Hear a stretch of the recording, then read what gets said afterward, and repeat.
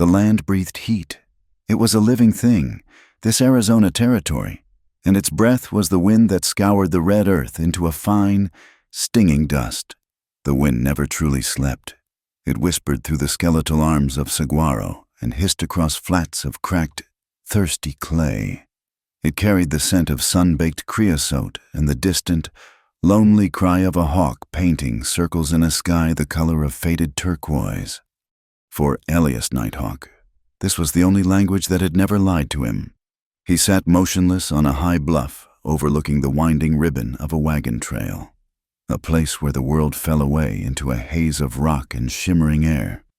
The sun beat down on his dark hair and the worn leather of his vest, but he felt it no more than the stone he sat upon. He had become part of the landscape, a patient watcher in a land that rewarded patience above all else. His people, the Dain, called him Toe. It meant water. The name was a prayer in a place like this, a joke the spirits might enjoy. He had long since stopped seeing the humor in it. His time as a scout for the United States Army had dried up whatever laughter he once owned. He had seen enough water, the dark, rushing kind that swept away promises and left only mud and betrayal behind. He was watching the stagecoach. It was a foolish thing. A box of bright paint and trembling humans kicking up a plume of defiance against the vast indifference of the desert. It crawled along the valley floor, a beetle pushing its way toward the distant silver mines near Red Mesa. Elias felt a familiar pang, not of pity, but of a weary understanding. They were all running, the people in that box, running from lives they had broken or lives that had broken them, chasing a glint of silver they thought could make them new. He knew the look. He had worn it himself. His eyes, sharp enough to see a lizard blink 100 yards away, caught another movement first, a flicker of sunlight on metal, high in the rocks on the opposite side of the trail. It was not a natural glint. It was the cold, hard shine of a rifle barrel. He counted 1, 2, then a third man shifting behind a jumble of granite. Amateurs. They chose a poor spot for an ambush, a wide-open pass where the sound of their shots would carry for miles and their escape would be visible to anyone watching from the high ground. Anyone like him. He did not move. It was not his fight. The world of the white man, with its noisy coaches and its greedy, desperate violence, was a world he had purposefully left behind. He had traded its uniform for the quiet company of the wind and the honest hunger of the coyote. He was a ghost here, a memory, and ghosts did not meddle in the affairs of the living. The first shot was a flat crack that sent a flock of birds scattering into the air. The lead horse screamed, a terrible, high-pitched sound that was cut short as it stumbled and fell, tangling the traces. The coach lurched to a violent halt. Shouts followed, thin and panicked in the vast open space. More shots echoed, splintering wood and kicking up puffs of dust from the side of the coach. Elias watched as the driver slumped over, a limp puppet whose strings had been cut. The man riding shotgun returned fire, his pistol popping ineffectually against the rifle fire from the rocks. A moment later, he too went still. The robbers, now confident, broke from their cover and scrambled down the rocky slope. They moved with a clumsy urgency, their faces obscured by dirty bandanas. Elias stayed where he was, a stone sentinel. He watched them pull the bodies of the driver and the guard to the ground with a callous disregard. He watched them wrench open the door and drag out the passengers. 2 men, city-soft by the look of their clothes, and a woman.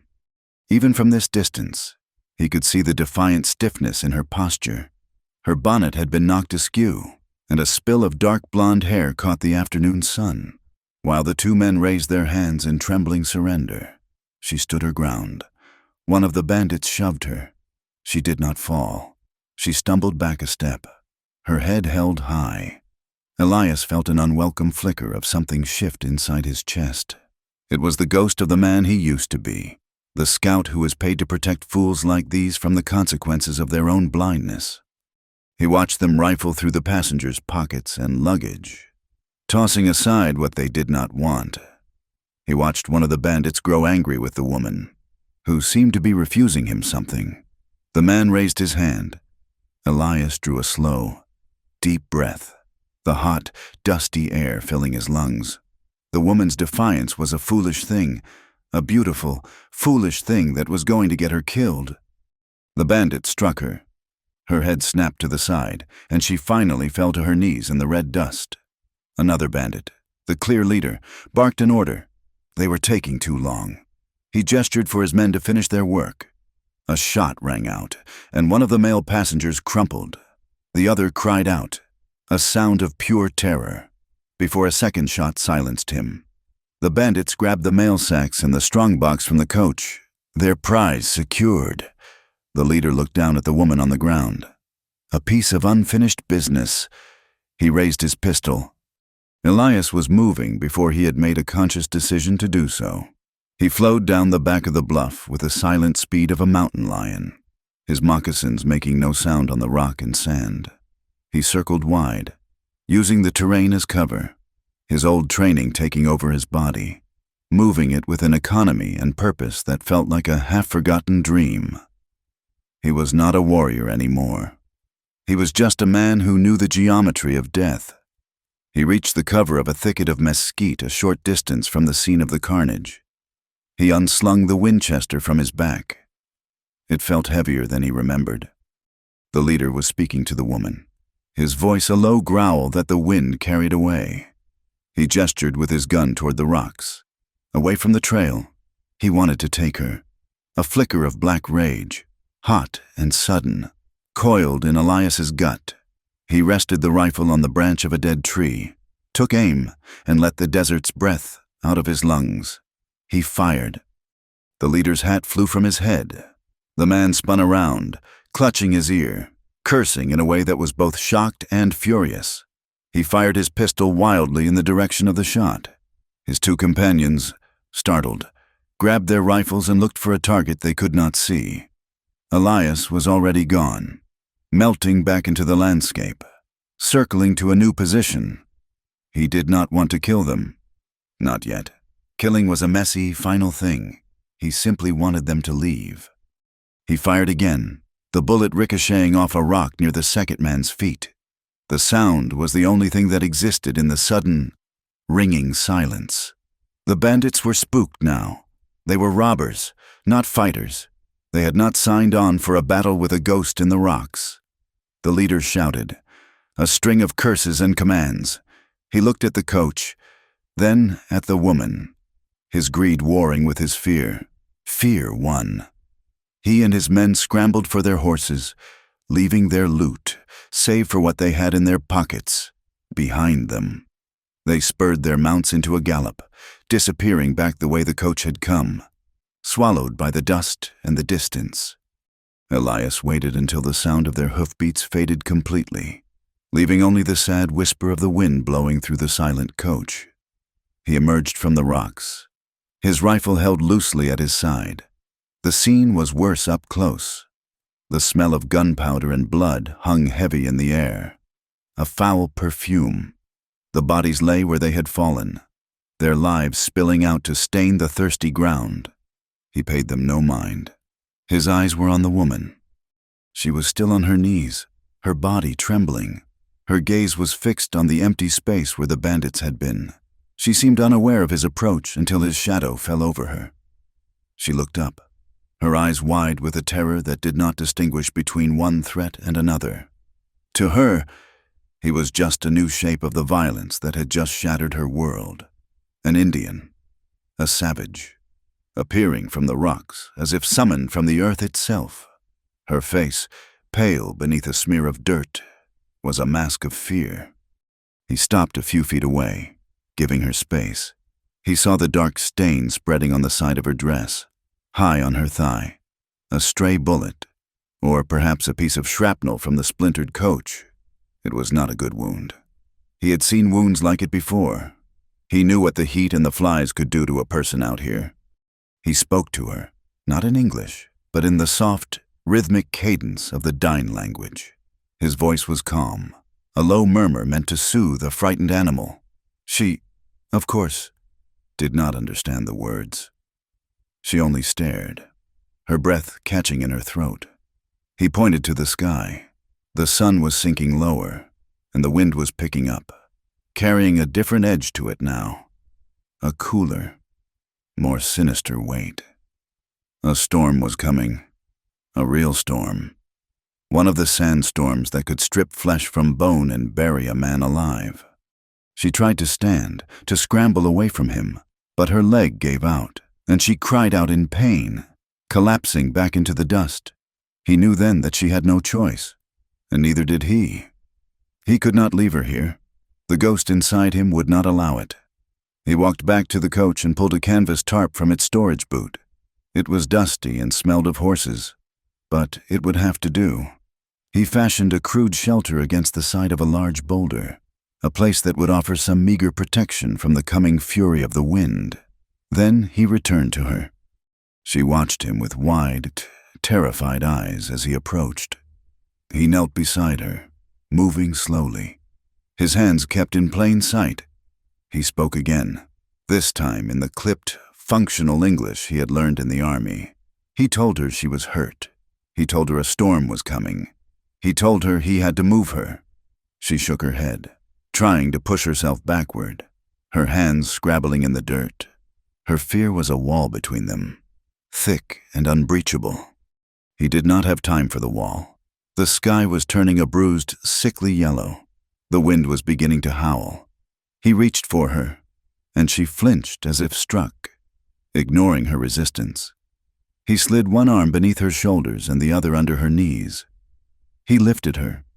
She was lighter than he expected, a fragile collection of bone and terror. She made a small, choked sound, but did not fight him. All the strength had gone out of her. He carried her to the lean-to he had made and laid her gently on the ground. The wind was a physical force now, hurling sand and grit against the canvas. The world outside their small shelter was dissolving into a roaring, blinding chaos of red dust. He secured the edges of the tarp with heavy stones and then retreated to the far side of the small space, pulling his knees to his chest, making himself as small as possible. He left her to her fear and her pain. A stranger huddled a few feet away, the only other living soul in the heart of the storm. Eleanor Hayes woke to the sound of a world ending. It was a roar, a relentless, deafening scream of wind that seemed to come from all directions at once.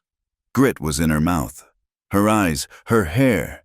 She was lying on something rough, and a coarse canvas ceiling was just inches above her face, shuddering and snapping with each new gust. Panic, cold and sharp, seized her. She remembered the attack, the shouting, the brutal, final sound of the gunshots. She remembered falling, and then a face, a dark face, framed by long black hair, with eyes that held no expression she could read. An Indian. She pushed herself up on her elbows, her heart hammering against her ribs. He was there. He sat on the other side of the tiny, enclosed space, his back against the rock they were sheltered by. He was perfectly still, his rifle laid across his lap. He seemed to be looking at the canvas wall, but she knew, with a certainty that chilled her to the bone, that he was aware of her every movement. He was a savage, a wild man from the desert. The stories she had heard back in Boston, whispered tales of raids and unspeakable acts, flooded her mind. She had been captured. Her fate was now in the hands of this man.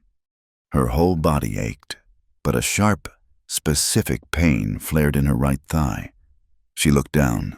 Her dress, a fine wool traveling suit that was now ruined beyond repair, was torn, and she could see a makeshift bandage wrapped around her upper leg. Blood had soaked through in a dark, ugly patch. Memory returned in a sickening rush, the chaos, a stray bullet. She remembered the pain now, a hot, searing agony. The man turned his head and looked at her. His eyes were dark, like obsidian, and they gave away nothing of his thoughts. He was younger than she had first thought, perhaps close to her own age, but his face was carved with a harshness that spoke of a much longer, harder life. There was a scar that ran from the corner of his left eye down to his jaw, a pale, jagged line against his sun-darkened skin. She found her voice, though it came out as a dry, raspy whisper. She asked him who he was, what he wanted. He did not answer her questions directly. He simply said that she was safe from the storm. His voice was low and quiet, but it carried a strange, gravelly resonance beneath the shriek of the wind. Safe. The word was a mockery. She was trapped in a makeshift tent in the middle of a sandstorm with a strange man, miles from civilization. Her fellow passengers likely dead. She was anything but safe. She told him she had to leave. She had to get to Red Mesa. Her brother was waiting for her. Her voice gained a hysterical edge. She had to go now. He just shook his head slowly. He told her that to go out in the storm was to die. No one could survive it. They would wait. Wait. The word felt like a prison sentence. She tried to sit up further, intending to crawl out, to take her chances with the storm rather than with him. But a wave of dizziness and a fresh, agonizing spike of pain from her legs sent her slumping back down. A moan escaped her lips against her will. The man watched her, his expression unchanging. He reached for a small leather pouch at his belt. Eleanor flinched, her eyes wide. He paused, his hand hovering over the pouch. He seemed to understand. He moved his hand away and spoke again, his voice still quiet and even. He said her wound needed cleaning. The bullet had gone through clean, he thought, but the risk of fever was great. He had water in his canteen. She stared at him, torn between her terror and the undeniable logic of his words. She could feel the heat radiating from the wound already, a dangerous, throbbing warmth, a fever in this heat, with no medicine, no doctor. She knew what that meant. She had seen it enough times. Reluctantly, a silent, desperate surrender. She nodded. He moved toward her then, crawling across the small space on his hands and knees. He moved with a quiet grace that was unsettling. He stopped beside her and opened his canteen. He poured a small amount of the precious water onto a strip of clean cloth he took from his saddlebag. His hands were steady as he began to unwrap the crude bandage. Eleanor squeezed her eyes shut, bracing for the pain, bracing for his touch. His fingers were surprisingly gentle as they worked, careful not to cause her more pain than was necessary. When the wound was exposed to the air, she could not help but look. It was an ugly, puckered hole in her flesh, inflamed and angry. He cleaned it carefully, his touch impersonal and efficient. Then he opened the small leather pouch. Inside was a greenish, damp mash of what looked like crushed leaves and roots. It had a strange, earthy, and not unpleasant smell. He took a small amount of the poultice and, without a word of warning, pressed it directly into the wound. Eleanor gasped. A sharp intake of breath as a sudden, intense cold spread through her leg, followed by a burning sting that was somehow clean and sharp, not like the dull, throbbing pain from before. Tears sprang to her eyes, and she bit her lip to keep from crying out again. He worked quickly, applying the poultice and then binding the wound with another clean strip of cloth. The entire process was over in minutes. When he was finished, he retreated once more to his side of the shelter, leaving her be. Eleanor lay there, breathing heavily, the strange, stinging cold in her legs slowly turning into a dull, soothing numbness. The throbbing ache began to recede. She looked at the man across from her. He had saved her, not just from the bandits, but from the storm. And now, with his strange, savage medicine, he was trying to save her from the wound. He had cared for her with a tenderness she would never have expected. Her mind was a whirlwind of confusion. The world was not supposed to be like this. Men like him were supposed to be the danger, the threat in the wilderness. Yet the real threat had been men who looked just like her own people. And this silent, watchful Navajo was her reluctant savior. The gratitude she felt was a deeply uncomfortable thing, tangled up with her fear and her deep-seated prejudice. It was unsettling to feel indebted to him.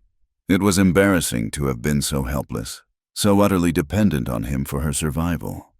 The intimacy of his touch as he dressed her wound left a phantom heat on her skin. She wanted to leave.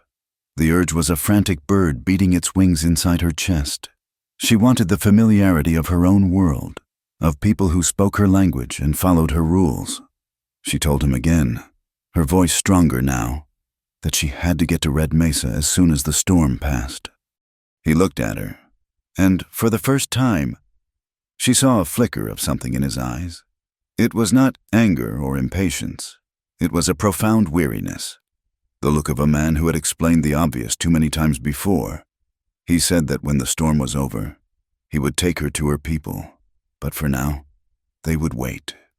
The desert demanded it, and in the heart of that roaring red wilderness, the desert's word was law. Eleanor lay back, defeated not by him, but by the undeniable truth of his words. Trapped between the storm without and the stranger within, she could do nothing but listen to the desert's cry. The world was born new and silent when the storm finally passed. The wind died with a final, weary sigh, leaving behind a sky washed clean and a land sculpted into fresh, soft dunes of red sand. The air was cool and tasted of rain that had fallen somewhere far away.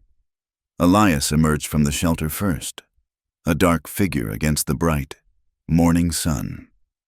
He scanned the horizon, his eyes taking in the altered landscape. The wrecked stagecoach was partially buried, a broken tombstone in a sea of rust-colored dust. Eleanor crawled out after him, shielding her eyes against the glare. The silence was as profound as the storm's fury had been. It was a beautiful, desolate world, and she was utterly lost in it. Her leg throbbed with a dull, persistent ache, but the angry heat of the previous day was gone. The Navajo's strange medicine had worked. She watched him walk to the coach, his movements fluid and purposeful. He salvaged what he could, a water barrel that was miraculously intact, a crate of tinned goods, and a single, forgotten carpet bag that must have belonged to one of the other passengers. He returned to her side and looked down at her leg. He told her the trail to Red Mesa would be gone, washed out and buried. To travel now, with her wound, would be inviting disaster. He said there was a place, his place, a day's walk from here. It was safe. She could rest there, properly heal. He did not ask her. He stated it as a fact, as immutable as the towering rock formations that surrounded them. Eleanor hesitated. To go with him, to willingly place herself further into his world and away from her own, felt like a monumental surrender. But looking at the vast, unforgiving wilderness around her, she knew she had no other choice. Her survival was still tied to this silent, capable man. She gave a single, reluctant nod. The journey was a slow, arduous blur. He fashioned a crutch for her from a sturdy branch, but her weight was mostly on him. He was a wall of solid warmth and strength at her side, his arm securely around her waist, half carrying her over the shifting sands and rocky terrain. He moved with an unhurried, relentless pace, never seeming to tire, reading the land with an instinct she could not comprehend. He found paths where she saw only impassable rockfalls and led them through narrow canyons that offered shade from the climbing sun. Late in the afternoon, when Eleanor felt she could not take another step, the landscape began to change. The red rock and sparse scrub gave way to the deeper greens of piñón pine and juniper. The air grew cooler, carrying the rich, resinous scent of the trees. They climbed a winding path until they reached a high, hidden meadow, and there, nestled against a towering ridge of dark red stone, was a small cabin. It was built of rough-hewn logs, solid and unassuming, with a stone chimney and a roof of packed earth where hardy grasses grew. It seemed less a construction and more a natural part of the land, something that had grown there.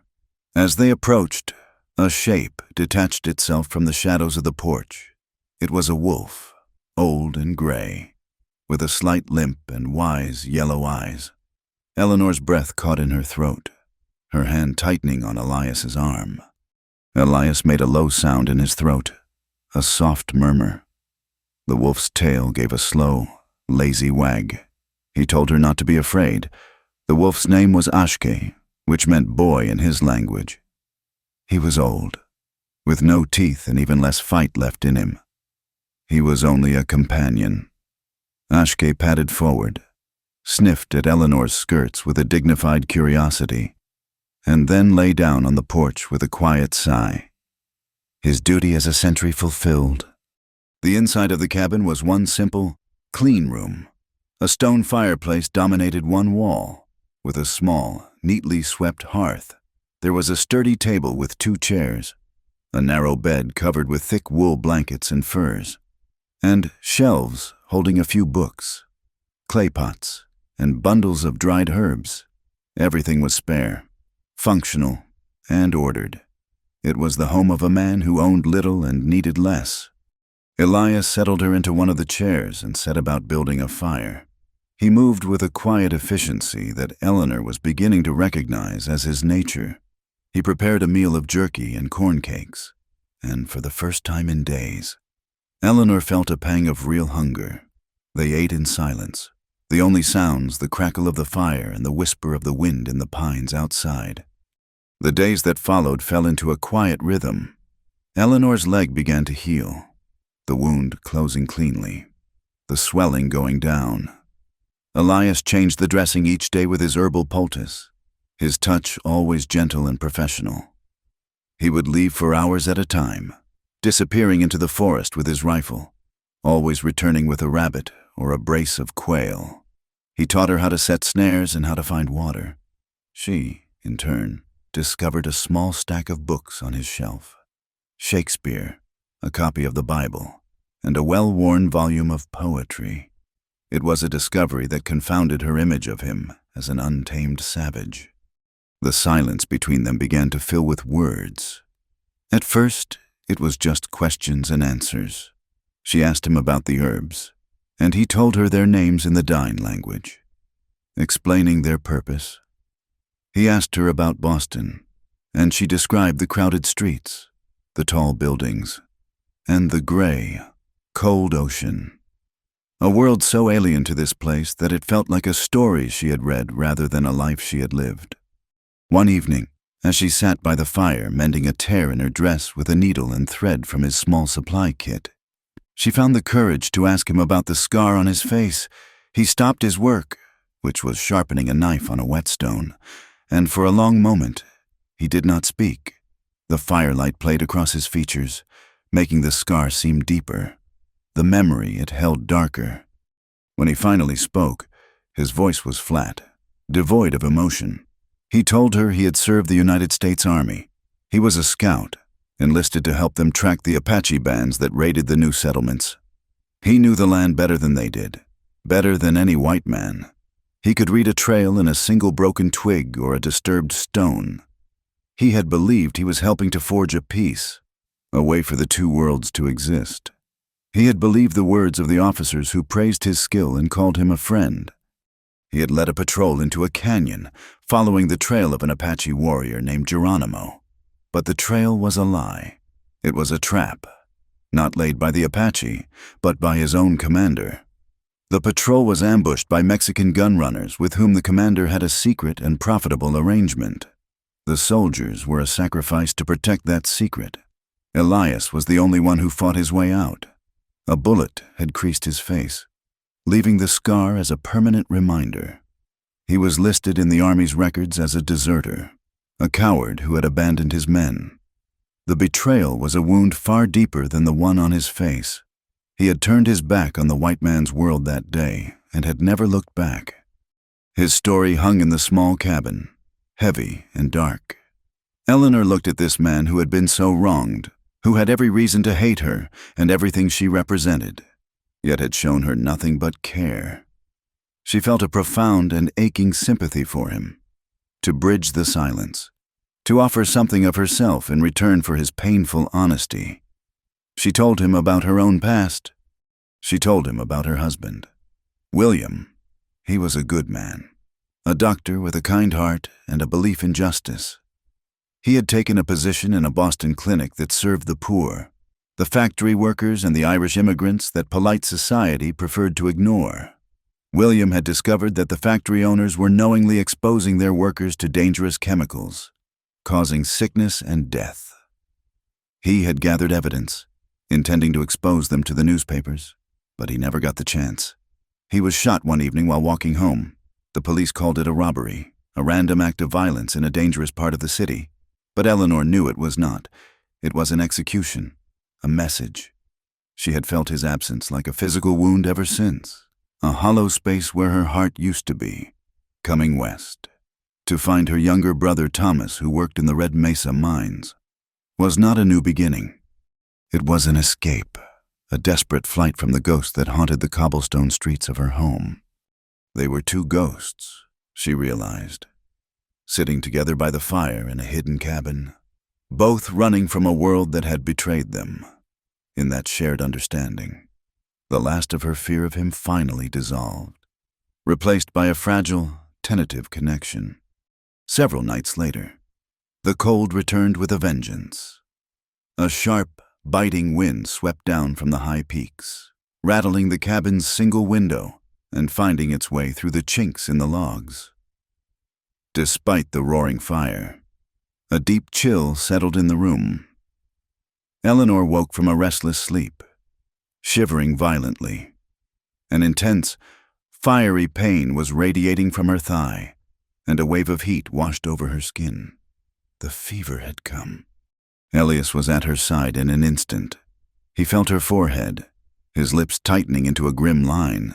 He moved quickly, stoking the fire until it blazed, and then brewing a bitter-smelling tea from a bundle of herbs. He held her head, coaxing her to drink the hot, unpleasant liquid. She was only half conscious, her mind a confusing fog of pain and shivering cold. She was back in Boston, the night William died. The cold was the cold of the morgue. The pain was the pain of a life torn in two. She began to murmur, lost in delirium.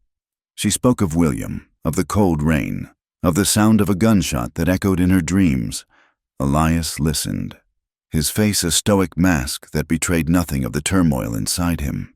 He bathed her face and neck with a cool, damp cloth, trying to bring the fever down. But she only grew colder, her teeth chattering, her body racked with violent shivers that seemed to be shaking her apart. He knew what he had to do. He piled every blanket and fur they had onto the narrow bed, but it was not enough. Her shivering would not stop. She needed warmth, the living warmth of another body.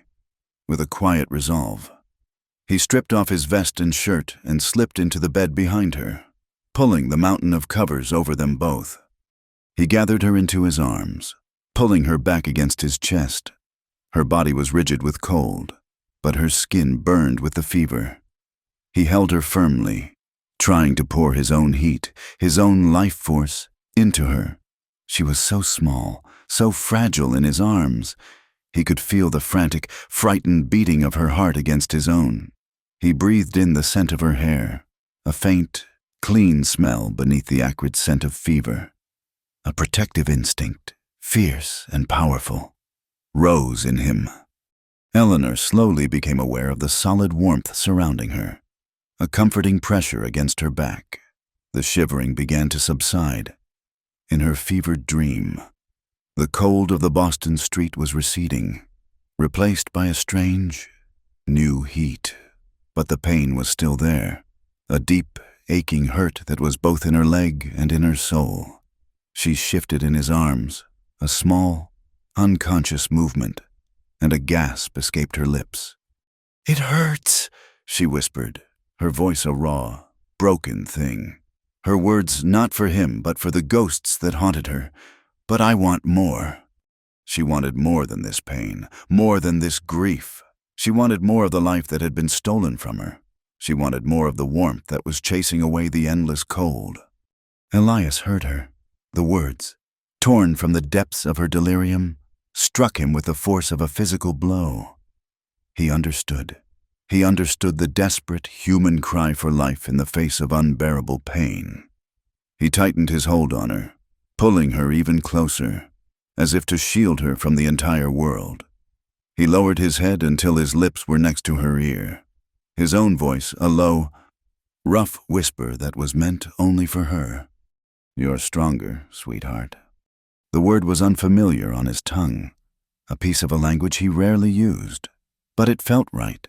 It was a truth he saw in her, a strength she did not yet see in herself. He felt her body relax against his, a deep sigh escaping her as she finally surrendered to the warmth and drifted into a true, healing sleep. Elias lay there in the darkness, holding her, the fire casting long, dancing shadows on the cabin walls. A connection had been forged between them in the heart of that cold night, a bond not of words, but of shared pain, of quiet care, and of a strength they were only just beginning to find in each other. Eleanor woke to the gentle warmth of the morning sun on her face. For a moment, she felt a profound sense of peace, a weightlessness she had not known since she was a child. The deep, aching chill was gone, replaced by a clean, restful weakness. Then, memory returned. Not in a flood, but in a series of sharp, mortifying snapshots, the shivering, the fevered dreams, and a distinct, visceral memory of being held, of a solid warmth at her back, of a low, rumbling voice whispering in her ear. A hot blush crept up her neck and spread across her cheeks. She was alone in the narrow bed. The cabin was quiet except for the crackle of a fresh fire in the hearth. She could smell coffee brewing. She sat up slowly, her body sore and her head a little light. But the fever was gone. Her leg was only a dull ache. She saw Elias across the room, his back to her, tending to a skillet on the fire. He was fully dressed, moving with his usual unhurried purpose, as if it were any other morning. She swung her legs over the side of the bed, her movement stiff. The sound caused him to turn. His gaze met hers for a fraction of a second. His face was unreadable, a calm, stoic mask. He gave a slight nod, a simple acknowledgement that she was awake, and then turned back to his cooking. He said nothing. He did not ask how she felt. He did not mention the night before. His silence was a gift, a carefully constructed space that allowed her to keep her dignity. He was pretending it had never happened. Eleanor was intensely, painfully grateful. The shame she felt was a private thing, and he was allowing her to keep it that way. She stood, testing her leg, and found it held her weight. She walked to the small basin of water he had left for her and washed her face. When she turned back, a plate of fried bacon and corn cakes was on the table, along with a tin cup of steaming coffee. She sat and ate, her eyes fixed on her plate. He joined her a moment later, and they shared the meal in a silence that was thick with unspoken things. It was not the comfortable silence of previous days. It was a fragile, careful quiet, the kind two people build over a shared secret they have tacitly agreed never to speak of. But the secret remained between them, an invisible thread that had not been there before. The dynamic had shifted. The clear lines of rescuer and survivor had blurred. He had seen her at her most vulnerable, stripped bare by fever and delirium, and he had not flinched or taken advantage. He had simply cared for her. That act had forged a new kind of trust, deeper and more frightening than anything she had known. In the days that followed, the awkwardness slowly faded, replaced by a quiet companionship. The invisible thread between them strengthened, pulling them into a shared orbit. They fell into a routine that felt as natural as the rising and setting of the sun. He took her with him when he checked his snares, showing her how to read the subtle signs of the forest, the track of a rabbit, the scrape of a deer's antlers on a tree. He taught her which plants were for medicine and which were for dye, which roots were for eating and which berries would kill a man. He moved through the wilderness with a profound reverence, a man in his own church, and Eleanor found herself watching him with a sense of wonder. She, in turn, began to carve out her own place in his world. She took over the care of the cabin, sweeping the floor with a handmade broom of twigs, mending his worn shirts with a surprising skill she had forgotten she possessed. The quiet domesticity was a balm to her wounded spirit. In the evenings, a new ritual began. She took out one of the books, Shakespeare, and began to read aloud by the firelight. At first he listened with his usual stillness, his face betraying nothing. But she soon realized he was not just listening. He was absorbing the words, turning over the poetry and the language in his mind. One evening, she looked up from the book and saw him watching her hand as she held it. He asked her about the letters, the strange black marks on the page that held so much meaning. It occurred to her then that while he spoke English fluently, with a stark, grammatical precision, he could not read or write it. The man who could read a story in a single blade of grass could not decipher the simple words of a book. An idea took hold. She found a piece of charcoal from the fire and a smooth, flat piece of bark. She began to teach him. She drew the letter A. She told him its name. He watched, his focus absolute. He took the charcoal from her. His fingers, so skilled with a knife and a rifle, looking large and clumsy as he tried to copy the shape.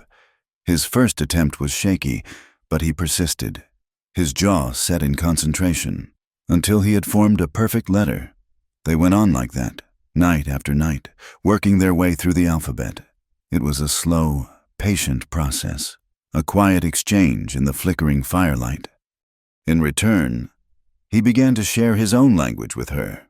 It was a language of soft consonants and musical, flowing vowels, a language that sounded like the wind and the water he was named for. He taught her the Dine word for water. 2. He taught her the word for bread, ba. One evening, as she struggled to lift a heavy log for the fire, he came to her side and took it from her with ease. He looked at her and said a word, his voice low, Nijoni. She asked him what it meant. He hesitated for a long moment, a rare flicker of something like shyness in his eyes. He told her it meant beautiful. The word settled in her heart. A small, warm stone. While this quiet world was being built in the hidden cabin, the echoes of the violence that had brought them together were beginning to spread, miles away. In a grimy camp in a nameless canyon, a man named Jedediah Kane spat into a fire. The side of his head was a mess of clotted blood and angry flesh where Elias's bullet had grazed him. The wound was a constant, throbbing reminder of his humiliation. They had been sloppy. The ghost in the rocks had made a fool of them, and Jedediah was not a man who tolerated being made a fool. It was not about the strongbox anymore. It was about the woman and the Indian who had shot at him. It was about pride. His 2 remaining men, nervous and greedy, wanted to forget the whole thing and move on. But Jedediah was obsessed. He had found a small piece of torn blue fabric snagged on a cactus near the ambush site, the same color as the woman's dress. He had seen the tracks of 2 people, one limping, heading not towards Red Mesa, but east, into the high country. An Indian and a white woman. It was a trail, and Jedediah was a patient hunter. He would find them. He wanted the woman, and he wanted the satisfaction of putting a bullet in the man who had dared to challenge him. The echoes were spreading in another direction. 2, a lone prospector, leading his weary mule, had stumbled upon the half-buried stagecoach a few days after the storm. He saw the hastily dug, shallow graves, marked by crude wooden crosses. He saw the wreckage, the signs of a violent robbery. He spurred his mule on, his heart pounding with a mixture of fear and the excitement of being the bearer of important news. When he finally reached the dusty, bustling mining town of Red Mesa, he went straight to the saloon, over a glass of warm whiskey. His story tumbled out, growing with each telling. It was not just a robbery, it was a massacre. He spoke of seeing tracks, moccasin prints all around the coach, an Apache raid. He declared with authority, the men in the saloon, miners and ranchers with faces hard as the rock they worked, listened with a grim, familiar anger. The story flew out of the saloon and through the town, passed from the general store to the blacksmith's forge, from the boarding house to the assayer's office. By sundown, the story had solidified into a hard, ugly fact. The Red Mesa stage had been attacked by savages. All the passengers had been brutally murdered. And there was a woman, a young woman from back east, who was missing. Not dead, the story now went, but taken, carried off into the wilderness for some unspeakable purpose. A white woman, a lady, now the captive of a godless Indian. The town's fear and prejudice, always simmering just below the surface, boiled over into a righteous rage. Eleanor, ignorant of the storm gathering in the world beyond her peaceful ridge, felt her own small conflicts. She knew she could not stay in the cabin forever. Her brother, Thomas, was in Red Mesa, expecting her. He would be worried sick. She had a life to return to, responsibilities to face, but the thought of leaving, of walking away from this quiet, ordered world she had found with Elias, filled her with a profound and confusing sadness. She watched him one afternoon as he sat outside the cabin, carefully mending a leather strap. His hands were strong and sure. His connection to the world around him was so complete, so honest. He was a part of the rocks and the trees and the sky. In Boston, she had been defined by her husband, then by her grief. She was Dr. Hayes's wife, then the poor widow Hayes. Here, with Elias, she felt she was becoming something else. She was just Eleanor, and she was discovering that Eleanor was a person of surprising strength and capability. But what would happen when they walked into Red Mesa? She looked at her own hands, pale and soft compared to his. She was a white woman. He was a Navajo man. In the sanctuary of the cabin, those facts were meaningless. They were just two people. But in the town, those facts would be everything. They would be the only thing that mattered. She had seen the way people looked at Indians who dared to walk the streets of a white town. The suspicion, the contempt, the open hatred. She would be seen as a victim, a rescued captive. He would be seen as her kidnapper, her abuser. The quiet care, the shared lessons. The night he had held her through the fever, none of that would matter. The truth of their time together would be invisible to the world. They would see only what their prejudice allowed them to see. Her own beliefs, the ones she had been raised with, were being dismantled day by day. She had been taught that his people were primitive, dangerous. But the only danger she had faced had come from men of her own race. She had been taught that her world was civilized and his was savage. But she had found more civility and honor in this simple log cabin than she had ever known in the drawing rooms of Boston. A conflict was taking root in her soul. She was standing on the edge of a canyon, with the world she had known on one side and the world she had discovered with Elias on the other. She knew, with a certainty that frightened her, that soon she would be forced to choose which side she stood on. The quiet echoes of their time in the hidden canyon were about to be drowned out by the roar of a world that would never understand.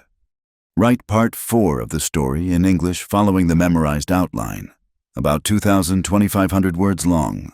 Return only the content of this part in English. Omit any headings introducing sections or introducing the result. If any character is a doctor, write it out as doctor and do not abbreviate as doctor. Include only the story content. Do not use abbreviations. If there are any abbreviations, you must write out the full form of the word. Remove all section headings or introductions to paragraphs. Do not use special characters such as or underscore, hash, asterisk, asterisk, asterisk, asterisk, asterisk, asterisk, greater than, double greater than, less than, double less than, left bracket, right bracket, hyphen, underscore, left parenthesis, right parenthesis, double quote, single quote, triple less than, triple greater than, hash, asterisk, double asterisk, triple asterisk. And if there are Roman numerals, convert them to lowercase numbers. Character names in the story must be common American names from 1850-1900. Do not use the name Clara. If there are words or content that are too sensitive for community guidelines and advertiser-friendly principles on YouTube, replace them with gentler wording without losing the meaning of the story. And absolutely do not include any acts of abuse toward children or minors. Return the result to me here in the chat, not using a document box. Note only continue with Part 4 connected logically to Part 3. You do not need to rewrite Parts 1, 2, and 3. Here is the outline content for Part 4. Fan 4. Red Mesa and the Sheriff Thitran Valuat Li. Hoshwong the Tran Muanu Yupam. Aninin Thu Dich. Loi Shi Shao Kwa Dan Da Trang Kien Clara Nan Han Rakai Gia Kua Long Tin. Tai Dai Shwat Hien Sheriff Cole Marner. Ngoy Yuku Kua Clara O Boston. Ne Lam Kan Sat Bien Gyoy. An Ngingo Alias. Gen Tuang Vamon Gye Ku Clara. Alias Bishuk Fam Kong Kai. Nung Kong Dan Tra. Clara Bao Vean Truok Mat Dam Dong Koi Dao Mau Thuan Te Bava Chu De Dan Du versus Ding Kien. Hien Tien Trin Tu Dui. The need for supplies finally outweighed the comfort of their seclusion. The small stock of food Elias kept was dwindling, and Eleanor's dress was barely holding together. More importantly, she knew she had to send a wire to her brother Thomas. The thought of his worry was a constant, nagging ache. They decided to go to Red Mesa. The decision settled between them with a quiet gravity. Their time in the sanctuary of the cabin was over. They were about to step back into the world. The journey down from the high country felt like a descent into another reality. As they left the cool, scented air of the pine forest and came back into the vast, sun-drenched expanse of the lower desert, Eleanor felt a knot of anxiety tighten in her stomach. The landscape that had once seemed merely desolate now felt watchful, hostile. Elias was quieter than usual, his eyes constantly scanning the horizon, his hand never far from the rifle resting in its scabbard on his horse's flank. He had acquired a second horse, a sturdy Mustang, from a small, hidden Navajo encampment, allowing Eleanor to ride instead of walk. Red Mesa appeared first as a smudge of heat shimmer and dust on the horizon. As they drew closer, it resolved itself into a raw, ugly gash of a town carved into the red earth. It was a single, wide street lined with rough, unpainted wooden buildings, a place thrown together by the frantic energy of the silver boom. The air was thick with the smells of dust, manure, and cheap whiskey, and the sounds were a constant cacophony of saloon pianos, rattling wagon wheels, and the distant, rhythmic clang of a blacksmith's hammer. The moment they rode onto the main street, a change occurred. Conversations on boardwalks faltered and died. Heads turned. The noise of the town seemed to dip, replaced by a wave of focused, hostile silence. Every eye was on them. On her, a white woman in a torn and travel-stained dress, and on the Navajo man who rode beside her, his face impassive, his long hair unbound. Eleanor felt 100 pairs of eyes on her like a physical touch, crawling over her skin. The stares were a mixture of pity, suspicion, and a lurid curiosity. The whispers started almost immediately, a low, sibilant hiss that followed them down the street. She could not make out the words, but she did not need to. She could read their meaning in the hard, accusing set of the men's jaws and the tight, disapproving frowns of the women who hurried their children indoors. In their eyes, she was a fallen woman, a captive, a creature to be scorned and pitied, and Elias was the savage who had taken her. The carefully built peace of the last few weeks shattered into 1,000 pieces. Here, in this town, he was not Elias, the quiet, capable man who knew the names of the stars and could heal a wound with herbs from the forest. He was just an Indian, a threat. She felt a surge of protective anger so fierce it stole her breath. This was the price of her trust. She realized. The cost of the connection they had forged was to be judged and condemned by a world that could never understand it. They dismounted in front of the Red Mesa Mercantile, a long, low building that served as the town's general store, post office, and telegraph station. Elias's movements were deliberate and calm, betraying none of the tension she felt coiling inside her. He seemed completely unaffected by the hostile stares, as if he were surrounded by nothing more than rocks and trees. She knew it was a lie. He was not unaffected. He was merely contained, his self-control a shield she could only marvel at. As they stepped onto the boardwalk, the door to the mercantile swung open, and a man stepped out. He was tall and broad-shouldered, dressed in the clean, practical clothes of a lawman, with a silver star pinned to his vest. He had a handsome, square-jawed face, familiar blue eyes, and light brown hair that curled slightly under the brim of his hat. Eleanor froze. The world seemed to tilt on its axis. It was not possible. It could not be him, not here, in the middle of the Arizona Territory, 1,000 miles from everything they had both left behind. The man's eyes widened in stunned disbelief. He took a step forward, his voice a low, incredulous whisper. He said her name, not the full, formal Eleanor he had always used, but the shortened version only he had ever called her. It was Cole Marner, her former fiancé, the ambitious young lawyer from Boston, whose relentless drive for status and power had ultimately driven them apart. The last she had heard. He was making a name for himself in city politics. What on earth was he doing in a place like Red Mesa, wearing a sheriff's star?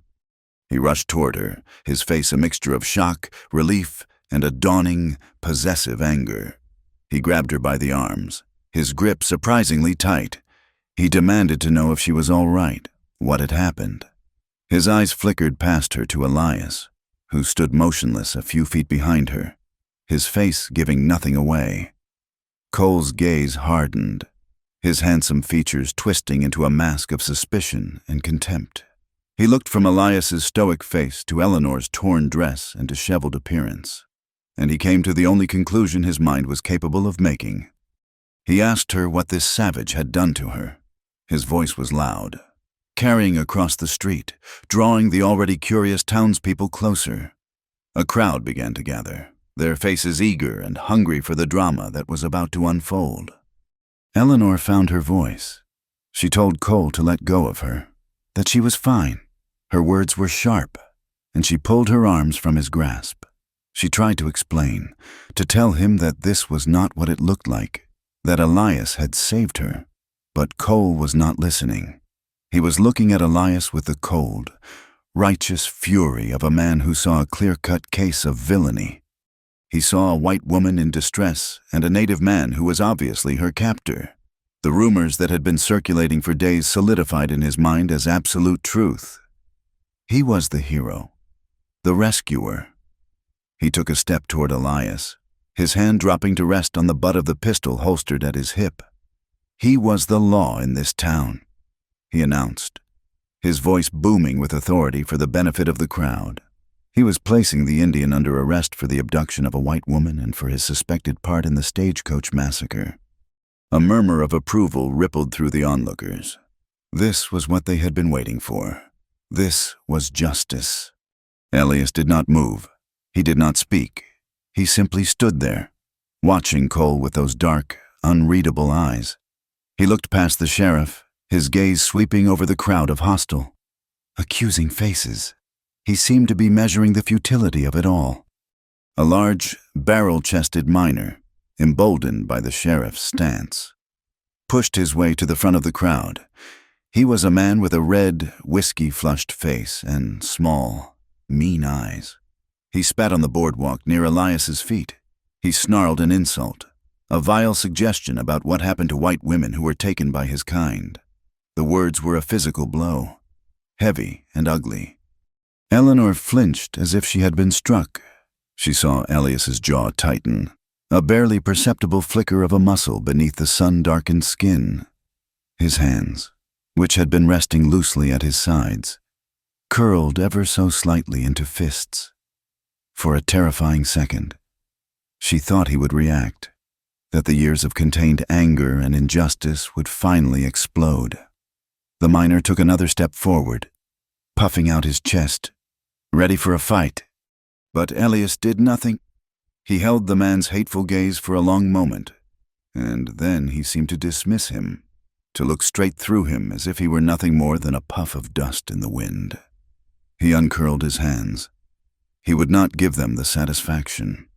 He would not give them the excuse they were looking for. His dignity was a silent, unbreakable shield. He would not let them chip away at it with their crude, ugly words. Cole, seeing his authority momentarily challenged by the miner, stepped between them. He told the man to back away, that he would handle this. He turned back to Elias, his face set in a grim, self-satisfied line. He gestured for him to turn around and put his hands behind his back. And that was when Eleanor moved. The choice she had been dreading was suddenly upon her, stark and unavoidable. She could stay silent, let Cole play the part of the valiant rescuer, and allow Elias to be swallowed by the town's blind hatred. Or she could speak. She stepped between Cole and Elias, physically placing her body in the way. She faced the man she had once promised to marry, the man who represented everything she had supposedly come west to find, and she felt nothing but a cold, clear anger. She told him to stop. Her voice did not tremble. It was as clear and steady as a church bell on a Sunday morning. It cut through the murmurs of the crowd, commanding their attention. Cole stared at her, his face a mask of confusion. He told her to step aside, that he was trying to help her. She shook her head. She informed him, and everyone on that dusty street, that he was wrong. This man, she said, her voice rising with a strength she did not know she possessed, was not her captor. This man's name was Elias Nighthawk. He was the one who had saved her from the bandits who attacked the stagecoach. He had protected her from the storm. He had tended her wound and had kept her alive when she would have otherwise perished. A wave of disbelief rippled through the crowd. This was not the story they had been told. This was not the story they wanted to believe. The red-faced miner shouted that she was lying, that the Indian had filled her head with tricks and spells. Eleanor ignored him. She looked directly at Cole, her eyes blazing. She had not been stolen, she stated, her words ringing with the absolute power of the truth. She had been saved. He had not stolen anything from her. He had saved what was left of her. Her declaration hung in the charged air. It was an act of profound and irreversible rebellion. She had chosen her side. She had drawn a line in the red dust of that street, placing herself on the side of the silent Navajo man and against the sheriff, the town, and the entire world she had come from. Cole looked as if she had slapped him. His handsome face was a mess of conflicting emotions, shock, jealousy, and a wounded pride. He could not comprehend it. How could she choose this savage over him, over the safety and order he represented? He looked from her defiant face to Elias's stoic one, and the suspicion in his eyes curdled into a dark, personal hatred. Elias had not moved. He had not looked at her. He kept his gaze fixed on the horizon beyond the town, as if he were not part of this scene at all.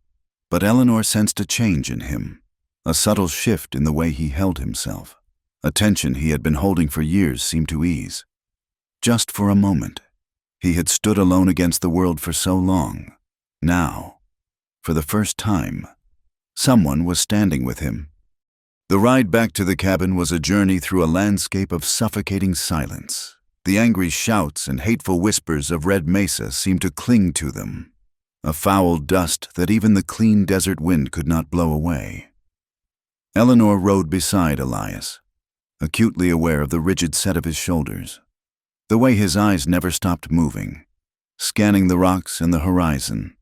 The peace they had found on the high ridge had been an illusion, a temporary shelter from a world that would never accept them.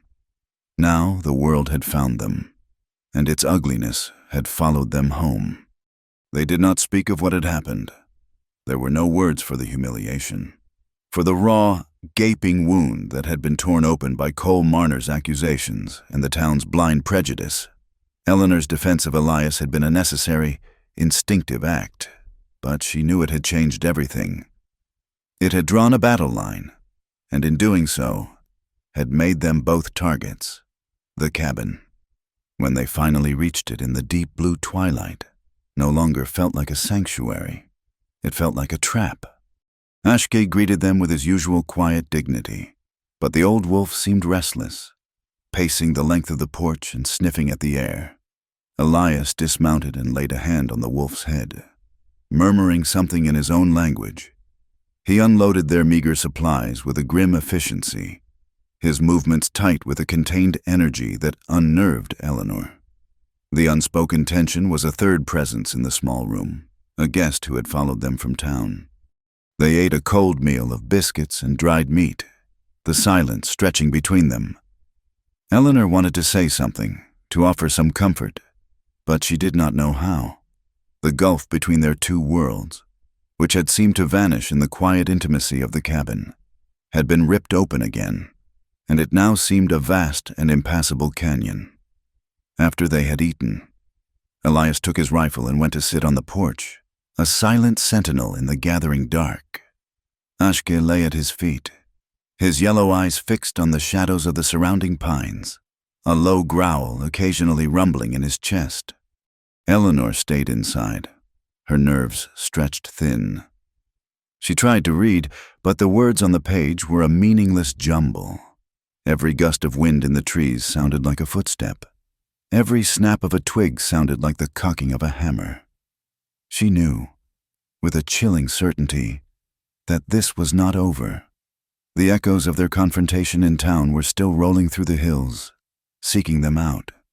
She must have dozed off in the chair, because she was startled awake by a sudden, sharp bark from Ashke.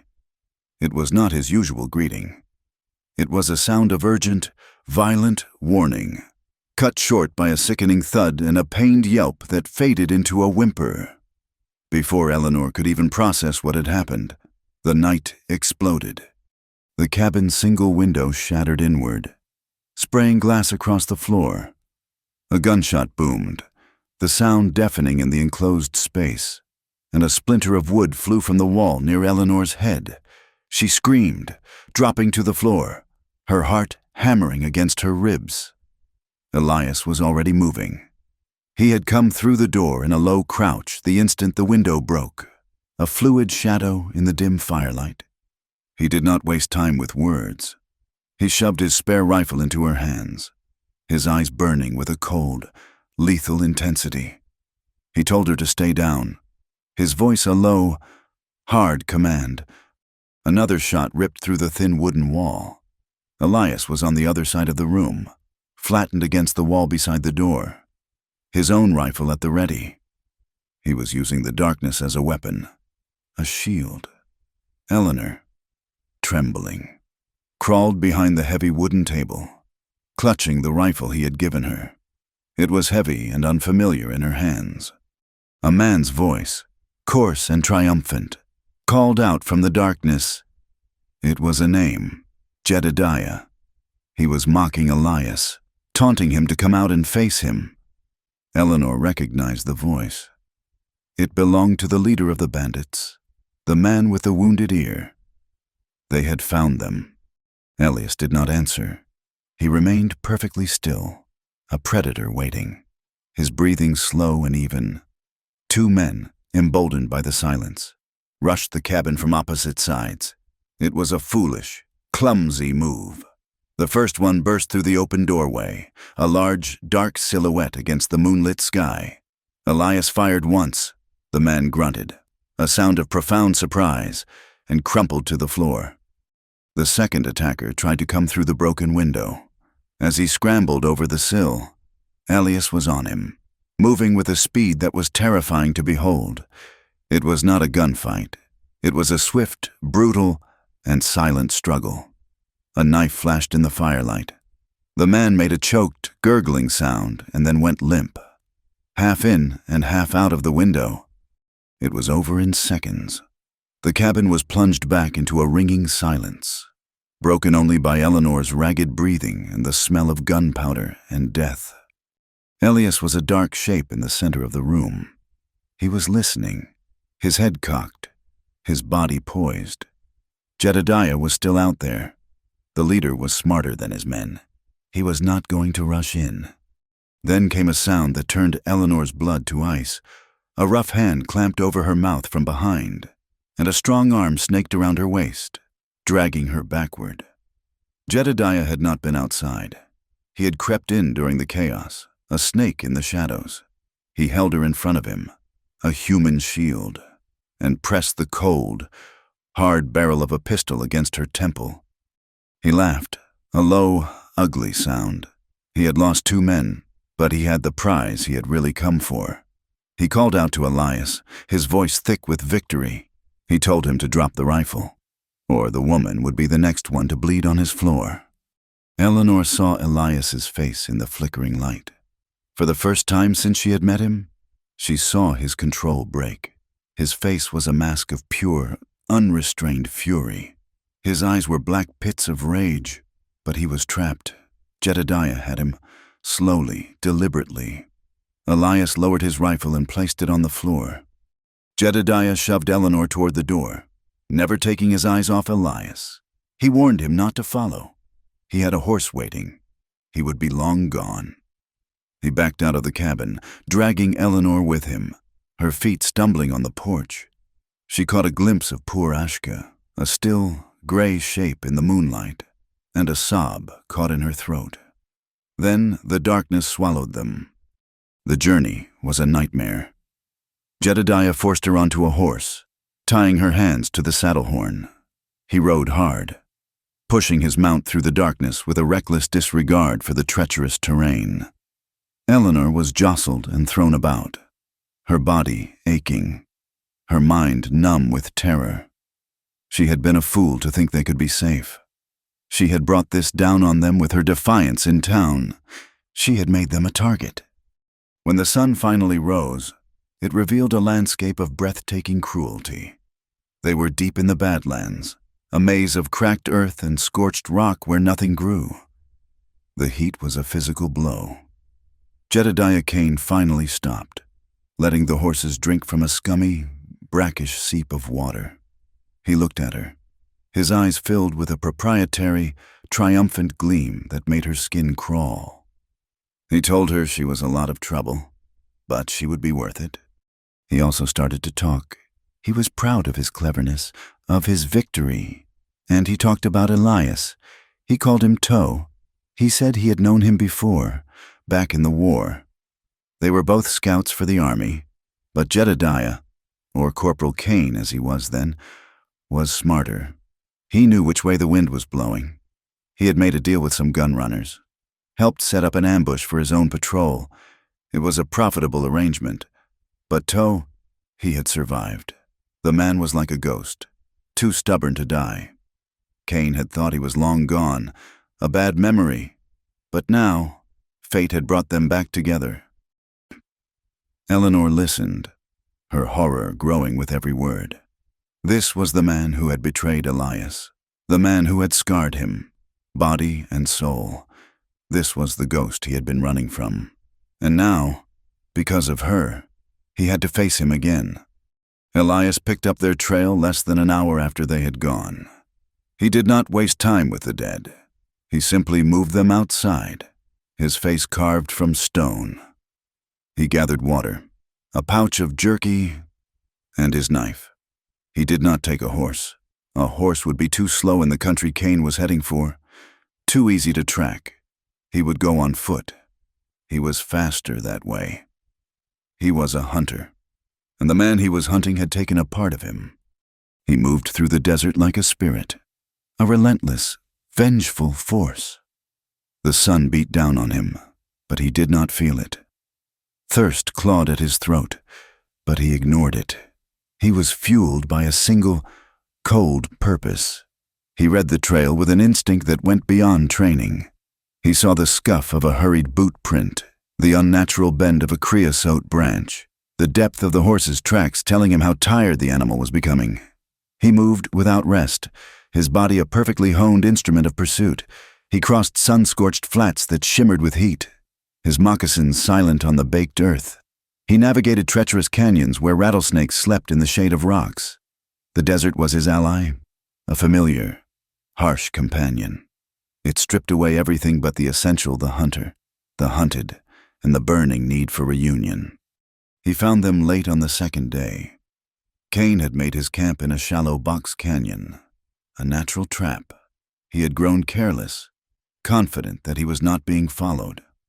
A small fire burned, its smoke a thin, wavering signal that only Elias could have seen.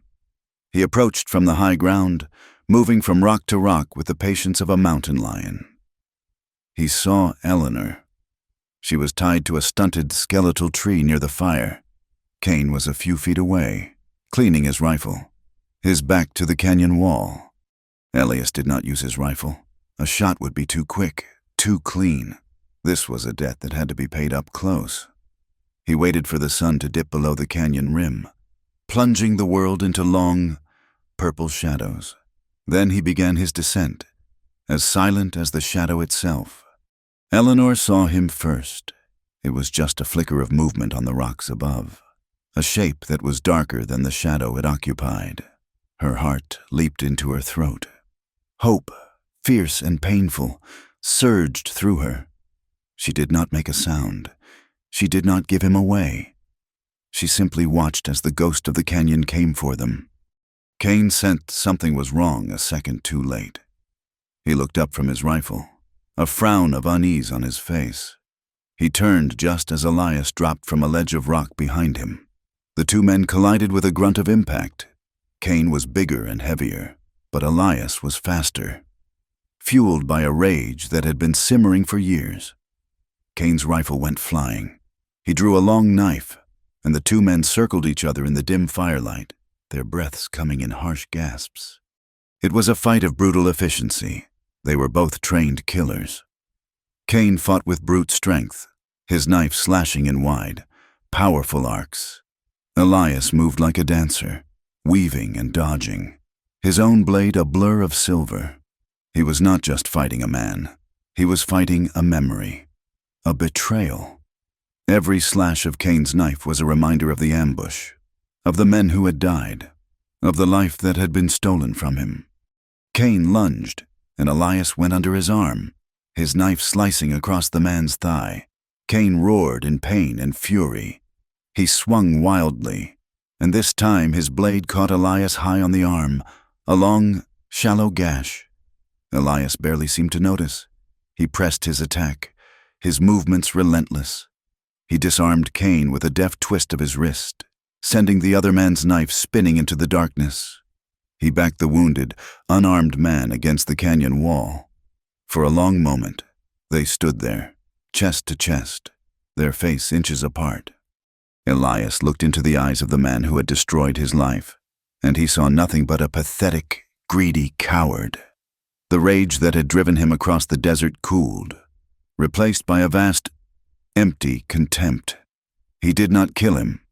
Killing him would give his memory too much power. Instead, he drove his fist into Cain's face. Once, twice, a final, brutal punctuation. Jedediah Cain slid down the rock wall and lay still. Elias turned and walked to Eleanor. His arm was bleeding freely, and his face was a grim mask of exhaustion. He cut the ropes that bound her with a single, swift motion of his knife. She scrambled to her feet, her body trembling uncontrollably. She looked at him, at the blood on his arm, at the terrible weariness in his eyes. The terror of the past 2 days washed over her, and she thought of how close she had come to never seeing him again. A sob broke from her throat. "I thought I lost you," she whispered, the words a fragile, broken prayer. He reached out his good hand and gently touched her cheek, his thumb brushing away a tear. He looked at her, and in his dark eyes, she saw an emotion so deep and profound it made her heart ache. He spoke, his voice low and rough with thirst and exhaustion. "You can't lose what you've already become part of." And in the vast, silent darkness of the canyon, surrounded by the ghosts of their pasts and the uncertainty of their future, Eleanor knew it was true. They were bound together, not by circumstance or gratitude, but by something far deeper, something forged in violence and tenderness, in silence and in whispered words. They were a part of each other now, and nothing could ever change that. They left Jedediah Cain where he lay, a broken piece of a past that no longer had power over them. Elias took the man's horse and his canteen, but left the guns. The desert would pass its own judgment. Elias's arm was a deep, ragged gash, bleeding sluggishly. He had torn a strip of cloth from his own shirt to bind it, but it was a poor bandage against such a serious wound. Eleanor, riding beside him, saw the pale, tight line of his mouth, the faint sheen of sweat on his brow that had nothing to do with the heat of the day. The strength that had carried him across the Badlands was now failing him. He was looking at the sky. A strange, yellow haze was creeping in from the west, blurring the sharp edges of the mesas and canyons. The air grew heavy, still, and unnaturally quiet. Elias reined in his horse, his head cocked, listening to something Eleanor could not hear. He told her a storm was coming, a bad one, worse than the last. They needed to find shelter, and they needed to find it now. He led them not toward the open trail, but deeper into the maze of rock, his instinct guiding him through a landscape that looked to Eleanor like an impassable wall. The first gust of wind hit them like a physical blow, hurling sand and grit that stung their exposed skin. The sky was darkening rapidly, turning the color of a deep, angry bruise. Elias was swaying in the saddle, his good hand clenched on the pommel. Eleanor rode close, her own fear a cold knot in her stomach, ready to catch him if he fell. Just as the world was beginning to dissolve into a roaring, red chaos, he found it, a dark slash in a wall of sandstone, a narrow opening almost completely hidden by a fall of rock. It was a cave, not large, but deep enough to offer a refuge from the storm's fury. He slid from his horse, stumbling as his feet hit the ground. Eleanor was at his side in an instant, her shoulder under his arm, taking his weight together. They staggered into the cool, dark mouth of the cave as the storm broke behind them, a solid wall of screaming wind and sand that sealed them in. The horses, hobbled and left in the relative shelter of an overhang, whinnied in fear. Inside the cave, the sound of the storm was a deafening, continuous roar, the sound of a world being torn apart. It was a profound and terrifying isolation. They were utterly alone, a tiny pocket of life in the heart of a raging void. Elias sank to the floor, his back against the cool stone, his breathing shallow and labored. In the dim light that filtered through the entrance, Eleanor could see how pale he was beneath his sun-darkened skin. His bandage was soaked through with fresh, dark blood. She knew, with a certainty that terrified her, that he was badly hurt. The roles were now completely, terrifyingly reversed. He had been her protector, her rescuer. Now, she was all he had. Panic, cold and sharp, tried to take hold, but she pushed it down. She would not let it. She remembered the nights in the cabin, watching him, learning from him. She remembered his calm, his quiet efficiency. She would be calm. She would be efficient. She took the canteens and the small pouch of supplies, laying them out on a flat rock. She took the extra cloth she had brought and gently, carefully, began to unwrap the crude bandage on his arm. The wound was worse than she had imagined. It was deep, inflamed, and filled with the grit and filth of their fight. It needed to be cleaned. She looked at their meager supply of water, knowing every drop was precious. But she also knew that a poisoned wound in this wilderness was a death sentence. She poured a small, steady stream over the gash, cleaning it as best she could, her touch as gentle as she could make it. He flinched, a sharp intake of breath, but he did not make a sound. His eyes were closed, his face a mask of pain. As the hours passed and the storm raged on, the fever came. It started as a faint tremor in his body and grew into a violent shivering that racked his powerful frame. His skin, which had been cool and clammy, now burned with a dry, intense heat. He was no longer the stoic, unreadable man she knew. He was vulnerable, lost in the delirium of the fever. He began to murmur, his words a strange, soft mix of English and the flowing, musical sounds of his own dying language. He spoke of soldiers, of canyons, of betrayal. He spoke a name, Ashke, his voice filled with a profound, aching sadness. Eleanor did everything she could think of. She bathed his face with their precious water. She covered him with her own coat, trying to soothe the violent shivering. She sat beside him in the roaring darkness of the cave, her hand on his burning forehead, and she spoke to him. She did not know if he could hear her. She told him he was not alone. She told him he was strong. She repeated the words he had once whispered to her, a desperate prayer in the dark. The storm lasted for 2 days. For Eleanor, it was a timeless, sleepless eternity. She watched him, tended to him, her own hunger and exhaustion a distant, unimportant ache. She was his anchor in the storm of his fever, the only thing holding him to the world of the living. On the second night, the fever reached its peak. He was thrashing, his body rigid with pain, his breathing a harsh, ragged sound. She was afraid she was losing him. In desperation, she lay down beside him, as he had once done for her. She put her arms around him, pulling his head onto her shoulder, trying to will her own strength into his body. He was all heat and trembling muscle. His skin burned against hers. She held him, whispering nonsense, words of comfort, anything to get through the terrible darkness. Sometime before dawn, the fever broke. The violent shivering subsided, replaced by a deep, shuddering sigh. His body relaxed against hers. He was slick with sweat, but the terrible, burning heat was gone. His breathing deepened, evening out into the slow, steady rhythm of a true sleep. Eleanor lay there, her body aching with exhaustion, and wept with silent, ragged relief. He woke as the first pale light of dawn crept into the cave. The storm had passed, leaving behind a world scrubbed clean and silent. Eleanor had fallen asleep beside him, her head resting on his chest. His movement as he stirred woke her. She sat up, her heart pounding. His eyes were open. They were clear. The fever was gone. He looked at her, his gaze filled with a profound, quiet intensity.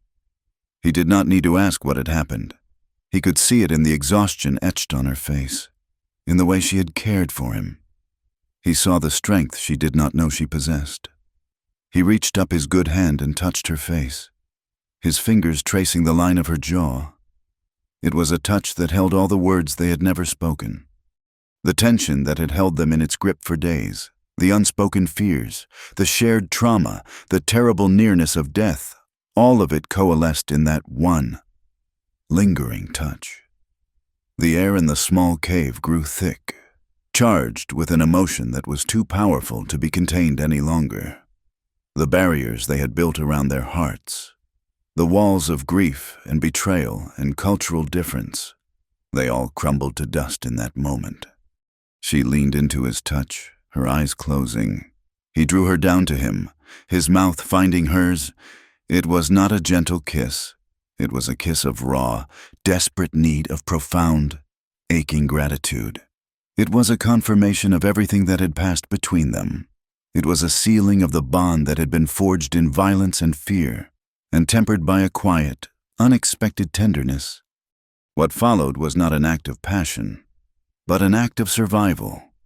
It was a fierce, desperate clinging to life, to each other, in the small, dark space of the cave.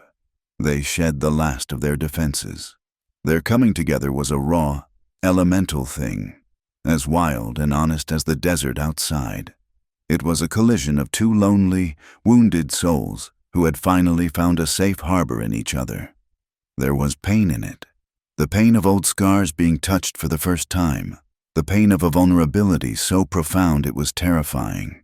But beneath the pain, there was a humanity so deep and true it was breathtaking. It was a raw, desperate, and beautiful affirmation that they were alive, that they had survived, and that they were no longer alone.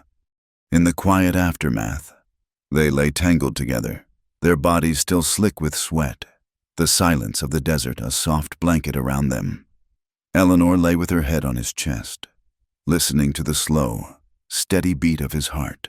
The journey that had begun in terror and suspicion had led her to this, to a sense of belonging so complete it made her ache. She thought of the pain of her past, of William's death, of her flight from Boston. She thought of the pain of the last few weeks, the attack, the wound, the fear, and she thought of the beautiful, aching pain of this moment, of being so completely seen, so completely known by another person. It was a pain that was inextricably linked to life, to love, to feeling anything at all. A soft, shuddering breath escaped her. She whispered the words into the warm skin of his chest. A confession, a declaration. "It hurts, but I want more." She felt his body tense for a moment, and then a low sound rumbled in his chest, a sound that was half a sigh and half a chuckle. He shifted, his wounded arm moving carefully, and tilted her chin up so he was looking into her eyes. The morning light caught the scar on his face, but for the first time, all she saw was him. His eyes were soft, filled with an emotion she now knew was love. He brought his lips to her ear, and his voice was a rough, gentle whisper, returning the gift she had given him, closing the circle of their healing. "You are stronger, sweetheart." The journey back was not a retreat, but a reclamation. The desert they traveled through was the same, yet it was transformed. Every rock, every twisted juniper, every vast expanse of sky seemed to hold a new and profound meaning. They rode in a silence that was no longer born of uncertainty or caution, but of a deep, resonant understanding. The intimacy of the cave was a living thing between them, a quiet warmth that held the harshness of the world at bay. Elias's arm was bound cleanly with cloth from Eleanor's petticoat, the wound healing, a physical testament to the storm they had weathered, both inside and out. They were returning to Red Mesa not as a rescuer and a survivor, but as two halves of a whole. Eleanor knew it was a foolish, dangerous thing to do, but the thought of her brother, Thomas, alone and worrying, left her no choice, and she knew, with an absolute certainty that settled deep in her bones, that Elias would not let her go alone. Their arrival was met not with whispers, but with a sudden, charged silence that fell over the main street like a shroud. This time, the stares were not just hostile, they were venomous. Sheriff Cole Marner was waiting for them, standing on the steps of the small, clapboard building that served as his office and the town jail. He was not alone. Two grim-faced deputies, hastily appointed from the ranks of the town's most belligerent idlers, stood beside him, their hands resting on their pistols. Cole's face was a study in cold, righteous fury. His pride, wounded by Eleanor's public rejection of him, had festered into a hard, unyielding obsession. He had found the bodies of the two bandits at the cabin, and in them, he had found the weapon he needed. He did not see a man who had defended his home. He saw a killer, and a convenient scapegoat for all the town's fears. He stepped forward as they dismounted, his voice a hard, metallic ring of authority that carried across the street. He was placing Elias Nighthawk under arrest.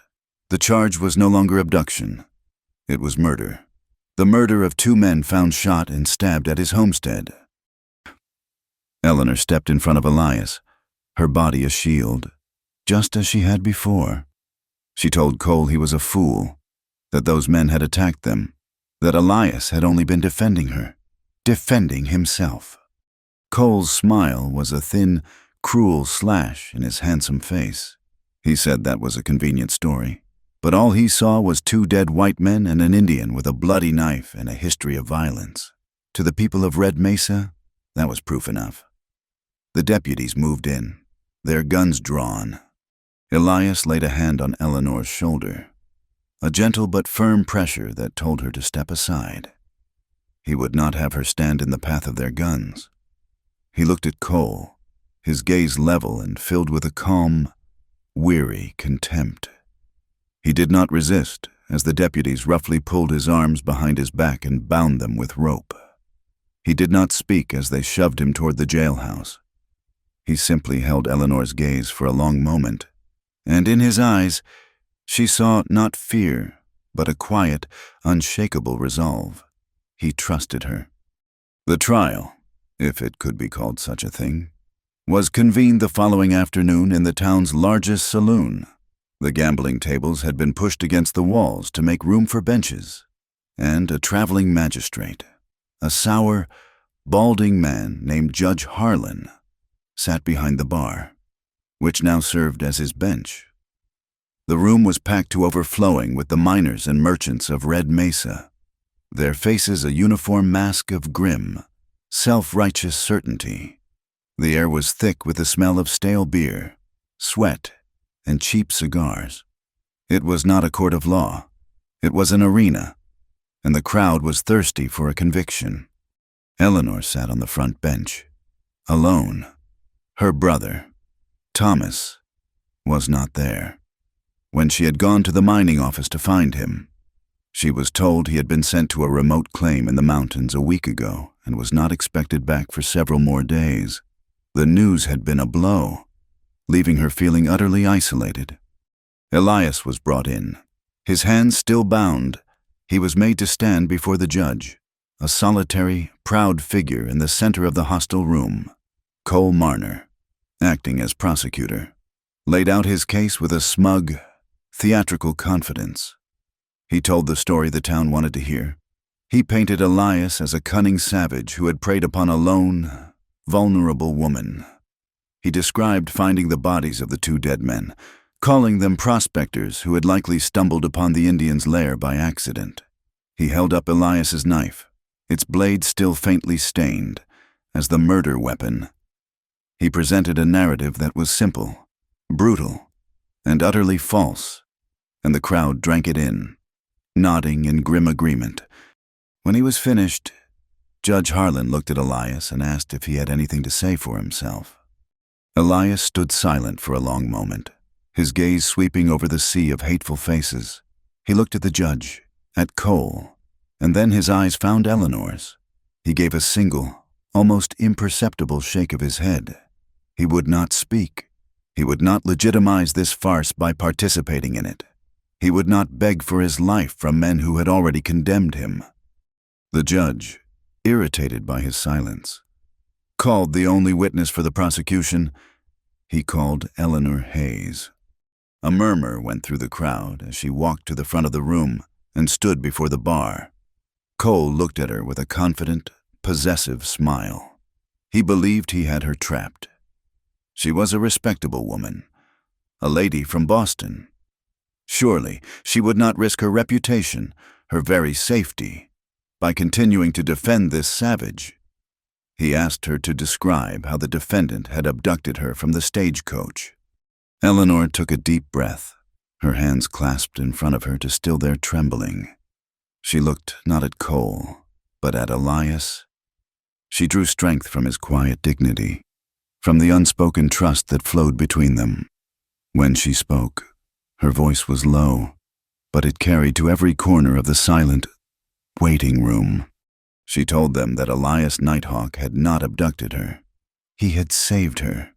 She recounted the entire story, from the moment the bandits attacked the stage to the sandstorm that had nearly killed her. She described how he had tended her wound with his own medicine, how he had protected and provided for her. Cole interrupted her, his voice sharp with irritation. He accused her of being confused, of her memory being affected by her ordeal. He suggested that the Indian had bewitched her, that she was not in her right mind. Eleanor turned to face him, her eyes blazing with a cold fire. She told him that for the first time in a very long time, she was in her right mind. She told the court about the attack on the cabin, about how the men Elias had killed were the same men who had robbed the stagecoach, that they had come back to finish what they started. The crowd began to stir, whispering and shifting on the hard benches. This was not the simple story they had been told. The red-faced miner who had insulted Elias on the street shouted that she was a liar, an Indian lover. The judge banged a bottle on the bar for order. his face a mask of sour disapproval. Cole, seeing his case begin to unravel, played his final, cruel card. He looked at her, his voice dripping with a false sympathy. He asked her why. Why would a decent, respectable woman like her lie to protect a man like that? What could he possibly have offered her in return for such loyalty? The question was a vile insinuation, a public branding. Eleanor met his gaze without flinching. The last of her fear fell away, replaced by a love so fierce and pure it was an armor. She would not let them tarnish it. She would not let them shame it. She would claim it, here, in front of all of them. She turned her eyes to Elias, a private message passing between them in that single look. "He didn't steal me," she said, her voice ringing with the clear, undeniable power of the truth.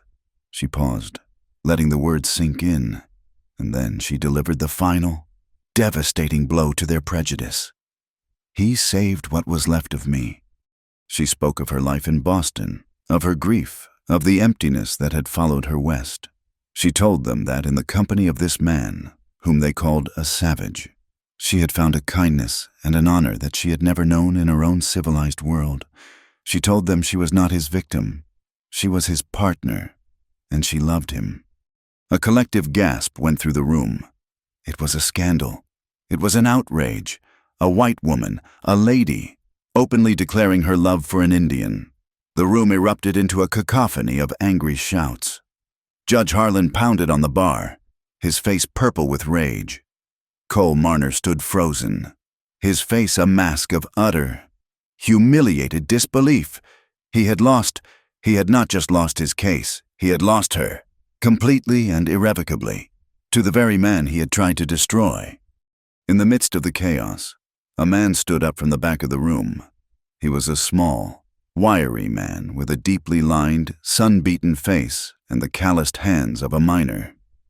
He was Mexican, a man named Mateo, who was usually invisible to the white populace of Red Mesa. He spoke in heavily accented but clear English, his voice cutting through the noise. He said the sheriff was a liar. All eyes turned to him. Mateo, emboldened by Eleanor's courage, told his story. He had been prospecting in the hills near the stagecoach trail a few weeks back. He had seen Sheriff Marner meeting with a man with a wounded ear, a man named Jedediah Kane. He had been close enough to overhear their conversation. They were arguing about money, about a deal that had gone wrong. They spoke of the silver mine and of a payroll shipment that was supposed to have been on the stage.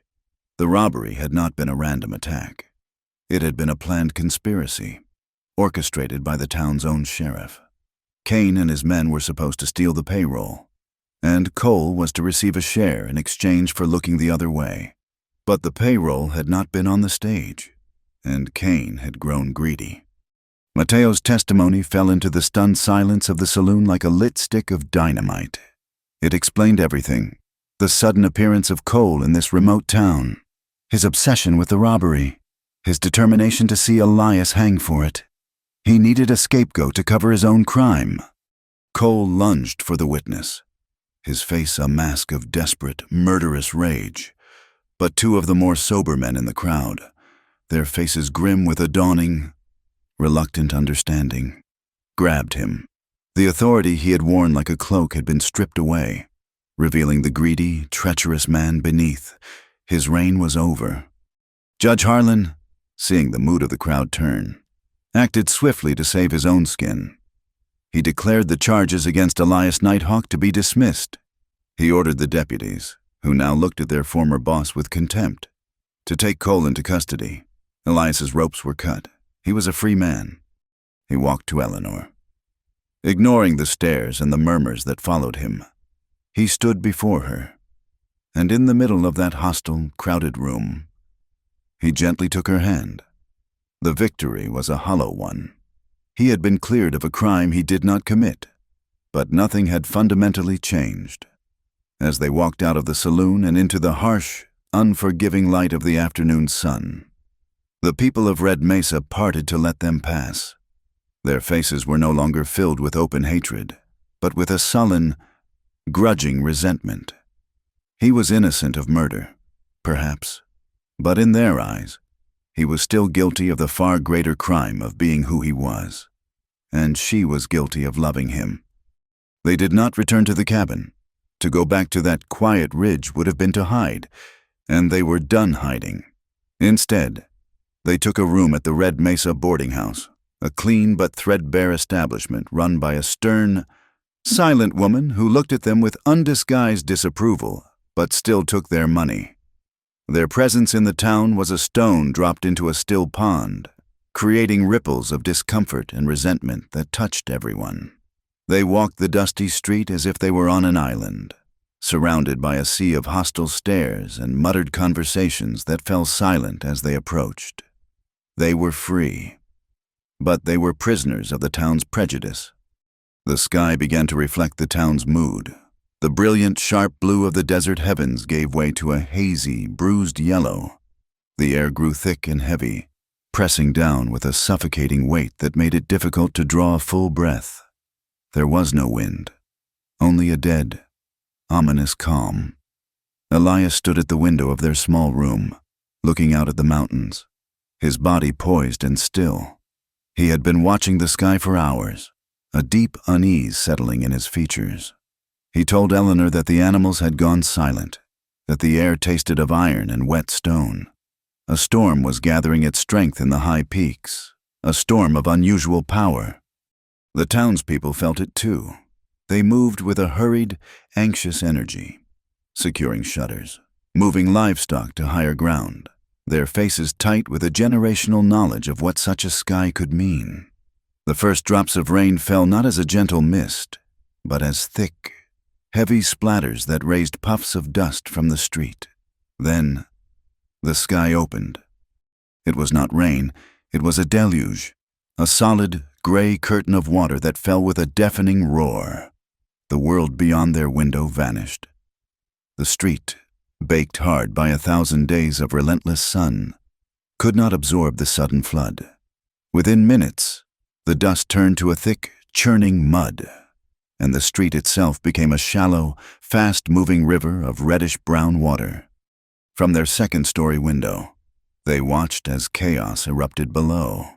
The river in the street grew with terrifying speed, no longer a stream but a torrent, carrying with it loose timbers, broken barrels, and the debris of a town being torn from its foundations. The roar of the rain was joined by the deeper, angrier roar of the flash flood as it poured down from the canyons, a liquid battering ram. The water, now waist-deep, slammed against the frail wooden buildings, tearing at their foundations. A section of the mercantile's boardwalk ripped free and was carried away like a child's toy. Shouts of panic and fear rose above the storm's fury. Elias was already moving. He had seen the small house at the end of the street, home to the blacksmith and his family. The floodwaters were already pouring through its windows, and the building was visibly groaning under the strain. He grabbed a coil of rope from a supply closet in the boarding house hallway and was gone, taking the stairs 2 at a time. Eleanor flew to the window. She saw him emerge into the deluge, moving into the churning, waist-deep water with a steady, purposeful stride that seemed impossible in the face of the current's power. He did not hesitate. He did not look back. He fought his way through the torrent, his body braced against the force of the water. He reached the blacksmith's house just as the front wall began to buckle. He smashed a window with his elbow, ignoring the broken glass, and disappeared inside. Moments later, he reappeared, carrying a small, terrified child in one arm while guiding the blacksmith's wife with the other. He led them from the collapsing house, a human anchor in the raging flood, and brought them to the relative safety of the 2-story saloon, the most solid building in town. He did not stop. He turned and went back into the flood. A new purpose seized Eleanor. She could not fight the water, but she could fight the aftermath. She remembered her husband, William, and the lessons he had taught her, the countless hours she had spent in his clinic. She flew down the stairs and into the saloon. The ground floor was already flooded, but the upper level was dry. She began to organize, her voice clear and commanding, surprising even herself. She directed the women to gather blankets from the upstairs rooms. She had the men haul a large table into the center of the room to serve as a makeshift infirmary. She sent a boy to the doctor's office, hoping he could get through and to bring back any bandages or carbolic acid he could find. She was no longer a stranger, an outsider. She was a woman with a purpose, a center of calm in the swirling panic. For the next hour, the two of them worked in a silent, unspoken partnership across the chaos of the storm. Elias became a legend in the space of that hour. He seemed to be everywhere at once. He used the rope to rig a line from the saloon to the general store, creating a lifeline through which he could ferry people to safety. He pulled an old man from a shed just moments before it was swept away.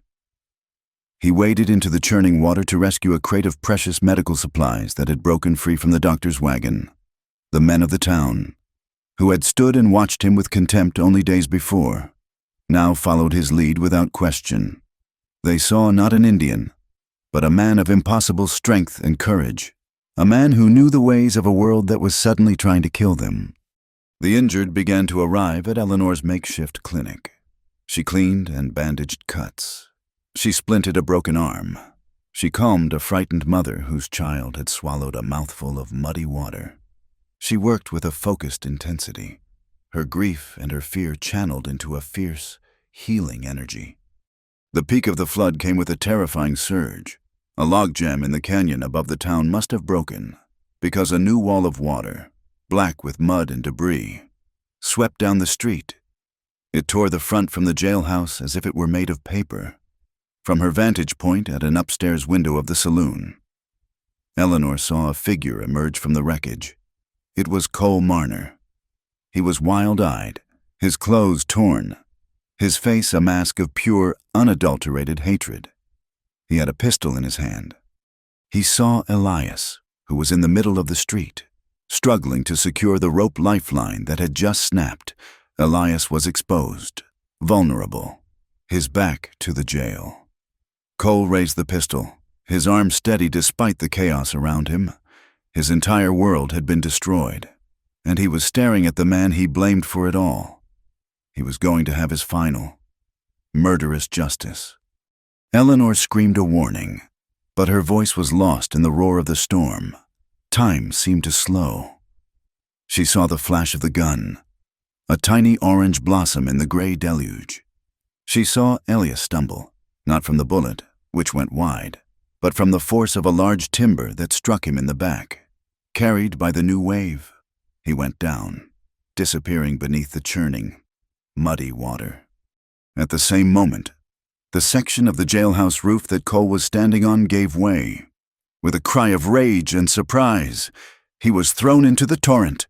He was a strong man, but he was a creature of law and order, of a world with firm ground beneath its feet, in the raw, untamable power of the flood. He was helpless. The river took him, tossing him like a broken doll, and swept him away into the raging heart of the storm. The surge passed. The floodwaters began to recede, not as quickly as they had risen, but the terrible pressure lessened. The main street was a wasteland of mud and wreckage, and Elias was gone. A terrible, cold dread seized Eleanor. She flew down the stairs and out into the street, into the thigh-deep, receding water. She did not know where she was going, only that she had to find him. She scanned the devastation, her eyes searching for any sign. The townspeople, exhausted and in shock, were beginning to emerge from their shelters, looking at the ruin of their homes and their lives. She found him at the far end of the town, washed up against the broken remains of a collapsed stable. He was half buried in mud and debris, his body limp and unnaturally still. She scrambled to his side, her hands digging him out of the muck. She rolled him over. His face was a deathly gray, his lips blue. A dark, ugly bruise was spreading across his temple where his head had struck something. She put her ear to his chest. There was nothing, no breath, no heartbeat. No! The word was a silent scream in her soul. She would not accept it. She would not let this be the end. She would not let the world that had tried so hard to destroy him finally succeed. Her love, a force she now realized was as powerful and untamable as the flood itself, rose up in her. She acted without thinking, driven by a desperate, primal instinct. She tilted his head back, clearing the mud from his mouth with her fingers. She pinched his nose shut, sealed her mouth over his, and breathed. She poured her own breath, her own life, into his lungs. Once, twice. The act was terrifyingly intimate, a violation of the barrier between life and death. She drew back and placed the heels of her hands on the center of his chest, just as William had once shown her on a practice dummy. She pushed down, hard and fast, trying to force the still, cold muscle of his heart to remember its rhythm. She pushed again and again, putting all of her weight, all of her will, all of her love into the desperate, brutal motion. She breathed for him again. She pushed on his chest again. It was a frantic, desperate dance on the edge of oblivion. The rain fell on them, washing the mud from his still face. She was crying, tears of rage and grief and a desperate, defiant hope mixing with the rain. She would not stop. She would not let him go. She breathed into him one last time, a final, sobbing exhalation of her own life force, and then collapsed onto his chest, her strength gone, her hope a dying ember. And then she felt it, a flicker, a tiny flutter of movement beneath her cheek. It was followed by a sudden, convulsive cough. Elias's body arched, and he retched, spewing a lungful of muddy water onto the ground. He coughed again, a deep, ragged, beautiful sound. And then he drew in a shuddering, gasping breath on his own. His eyes fluttered open. They were unfocused at first. Then they found her. He looked at her, his face pale and battered, mud in his hair. But he was alive. He was breathing. His heart was beating. Eleanor let out a sound that was half a laugh and half a sob, and she buried her face in his shoulder, her body shaking with the force of her relief. He was alive. In the wreckage of the town, in the aftermath of a storm that had destroyed everything. She had held on to the only thing that mattered. She had breathed her love into him, and he had come back to her. The dawn broke over Red Mesa not with a clean, hopeful light, but with a bruised, sullen glow that revealed a world drowned in mud. The town was a graveyard of foundations, of skeletal remains of buildings that had been scoured from the earth. The main street was a deep, wide scar of reddish-brown sludge, littered with the pathetic, broken debris of 100 lives.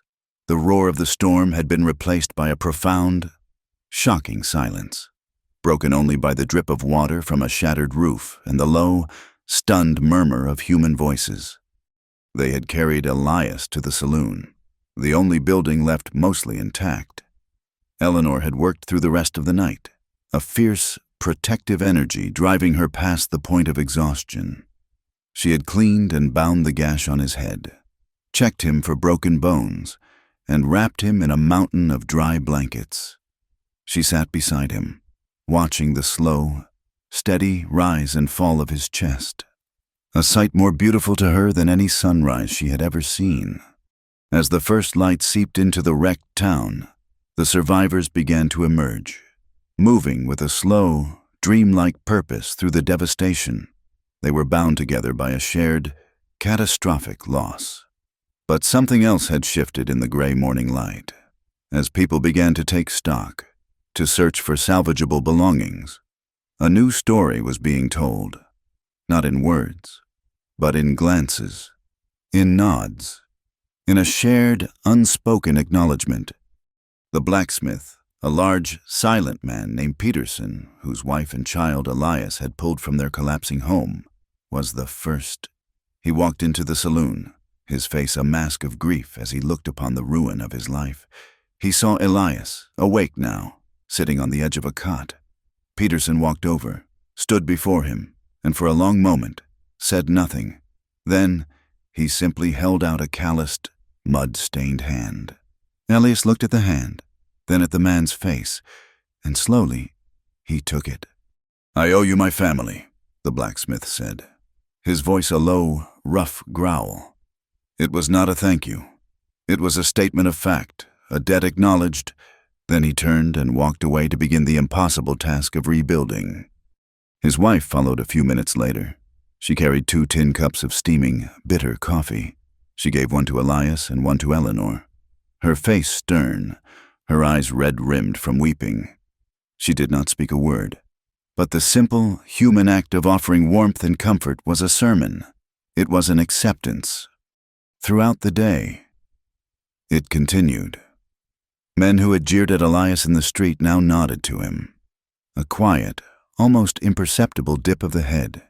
Women who had pulled their children away from him now looked at him with a kind of awe.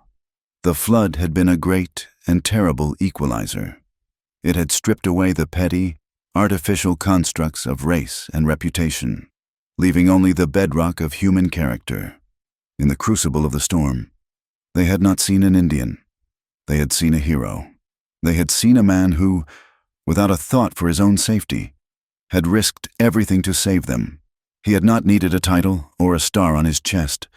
His authority had come from his strength, his courage, and his profound, instinctual knowledge of the land that had just tried to kill them all. He had become a symbol of the very humanity they thought their town possessed, and his presence had lacked. Eleanor, too, was seen in a new light. She was no longer the scandalous woman from back east. She was the one who had turned the saloon into a hospital, who had set bones and stitched wounds and held the hands of the terrified. She had a healer's touch, a leader's calm. The town, in its brokenness, began to look to both of them, not as outcasts, but as anchors. In the days that followed, the hard work of survival began. The flood had destroyed, but it had also cleansed. The wreckage of Cole Marner's treachery and the town's blind hatred had been washed away along with the buildings and the boardwalks. What was left was a raw, new beginning. Eleanor found her purpose in the devastation. She claimed a small, heavily damaged but structurally sound building that had once been a tailor's shop. With the help of Peterson, the blacksmith, and other men from the town, she began to transform it. They cleared out the mud and debris, patched the roof, and replaced the broken windows. It was to be a clinic, a proper place for the town's injured and sick. She sent a wire with a traveling supply wagon to a medical supplier in Tucson, using the last of the money she had brought from Boston to order bandages, surgical tools, and basic medicines. She was putting down roots in the red mud of Red Mesa, not as a widow in hiding, but as a woman who had found her calling. Elias, after he had recovered his strength, did not stay in the town. He went back up to the high ridge. He returned a day later to tell her that the cabin, nestled in its protected meadow, had survived the storm with only minor damage. But he did not go there to live. His work was now down in the valley. He sought out the small, scattered encampments of his own dying people, many of whom had been hit even harder by the floods, their small cornfields washed away, their hoguns damaged. He began to teach them, to help them. He brought them seeds he had gathered and stored. He showed them how to build terraces on the hillsides to prevent the soil from washing away, techniques he had observed in his travels. He was not a warrior. He was not a scout. He was a planter, a builder, a quiet leader who was helping his people coax life from a hard, unforgiving land. He would return to Red Mesa every few days, his presence no longer a cause for alarm, but a quiet, accepted part of the town's new rhythm. He would bring Eleanor fresh herbs for her clinic and sit with her in the evenings as she cleaned her instruments and prepared for the next day. One afternoon, weeks after the flood, they walked together out of the town and into the surrounding hills. The desert was already beginning to heal itself. New, vibrant green shoots were pushing up through the mud. The sky was once again a brilliant, cloudless blue. They came to a place where a single, ancient cypress tree grew, a landmark for miles around. The flood had ravaged it, tearing away half of its branches and stripping the bark from its trunk, leaving a deep, raw scar. But it was not dead.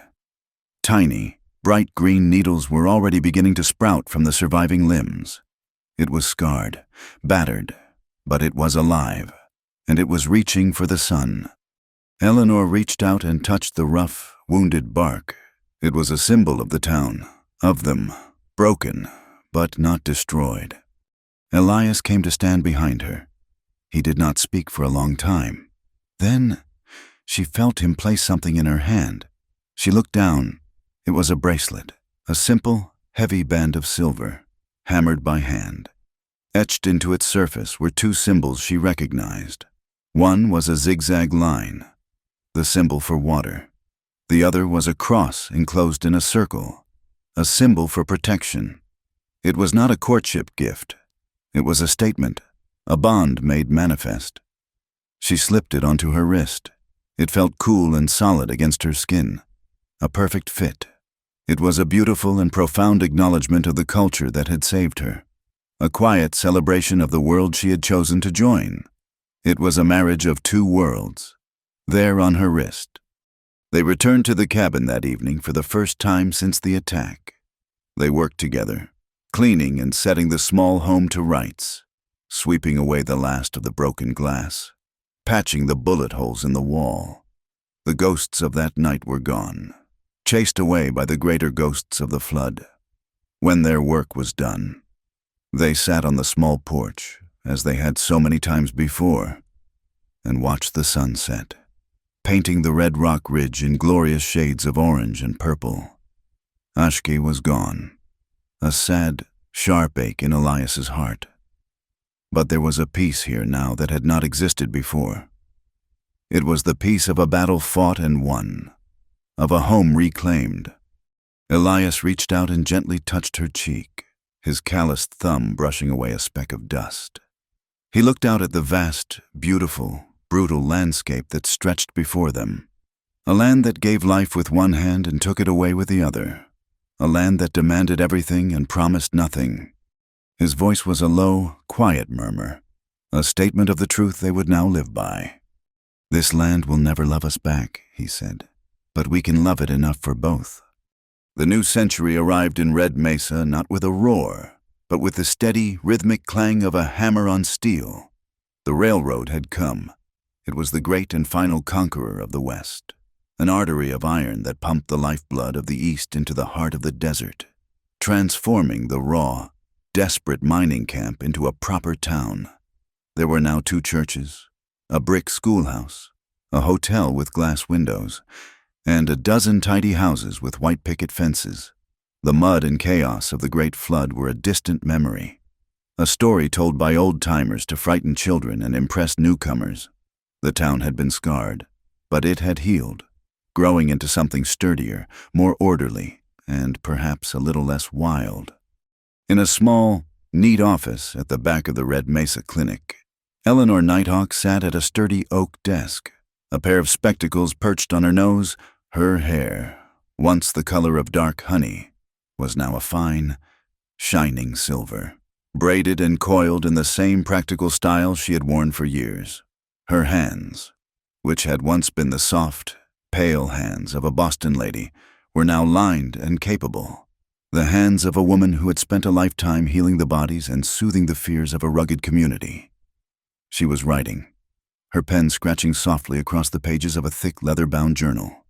It was her life's work, the story of how a frightened widow had been saved, not from the desert, but by it. She was writing the truth, so that the world, which was so quick to forget, would have a record of the man they now called a town founder, but whom she would always know as the quiet, watchful soul who had taught her the meaning of strength.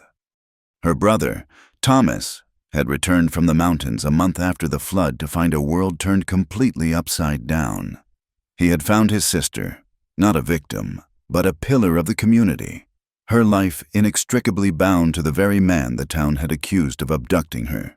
The shock had been immense, the adjustment difficult, but Thomas, at his core, was a good and decent man. He saw his sister's happiness, a deep, resonant contentment that had never been there in Boston. He saw the quiet, unshakable honor in Elias. Over time, The brother and the husband had forged a bond of their own, built on a foundation of grudging respect that slowly mellowed into a true and lasting friendship. Thomas had eventually followed the silver boom to Colorado, a married man with children of his own, but his letters arrived every month, a cherished connection to the family she had left behind. The town's acceptance of Elias had been a thing of similar slowness, a geological shift rather than a sudden conversion. The heroism of the flood had broken the back of their hatred, but prejudice was a stubborn weed. In the years that followed, they had watched him. They saw him work, saw him build, saw him raise a family. They saw the quiet dignity with which he carried himself, the wisdom in his eyes, the gentle way he treated his wife. They never truly understood him, for he remained a man apart, a piece of the wilderness they sought to tame. But he was their wilderness. He was the old Navajo man who had saved their children. He was a living legend, a part of the town's very soul, as essential and enduring as the red rock ridge that loomed over them all. Eleanor paused in her writing, her gaze drifting to the window. She saw him then. He was an old man now. His powerful shoulders stooped just a little, his long hair, once the color of a raven's wing, now as silver as her own. But he still sat a horse with the same easy grace, a man who was more at home in the saddle than on the ground. He was riding his pinto mare, not into town, but away from it, toward the high country. It was his daily ritual, a pilgrimage to the silence and the solitude that had first formed him. He would ride to the edge of the ridge, the place where their cabin still stood, a quiet, lovingly maintained monument to their beginning. He would sit there for an hour, watching the hawks circle in the vast, empty sky, a silent communion with the land that was his only true church. He was not just a husband, or a father, or a town legend. He was the keeper of a world that was vanishing. The great herds of buffalo were gone. The nomadic bands of his people were settled onto reservations, and the relentless march of the modern world was paving over the last of the wild places. But in him, the old world still lived. It lived in the way he read the sky, in the stories he told his daughter, in the quiet, unshakable certainty of who he was. A rider was coming down the path from the high country, a lone figure moving with a fluid, confident grace that was a perfect fusion of two worlds. It was their daughter, June, at 17. She was a wonder, a creature of breathtaking, unique beauty. She had her mother's determined jaw and eyes the color of moss, but she had her father's high cheekbones and his straight, shining black hair. She rode with his innate skill, a part of the horse, but she had a book of poetry tucked into her saddlebag. She could track a deer through the forest for a full day, and she could debate philosophy with the town's new schoolmaster until he was red in the face. She was the best of them both, a bridge between the world of the spirit and the world of the word. She was the living, breathing embodiment of the love they had fought so hard to protect. June reined in her horse beside the clinic, sliding from the saddle with an easy motion. She had been delivering a poultice of her father's herbs and a jar of her mother's broth to a sick family in a remote canyon, an errand that perfectly encapsulated the life she had been born into.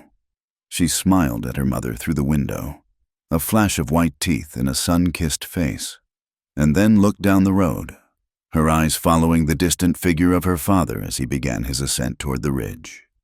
Eleanor put down her pen. The story was not over. It would never be over, as long as there were children like June to carry it forward. The journal was not an ending.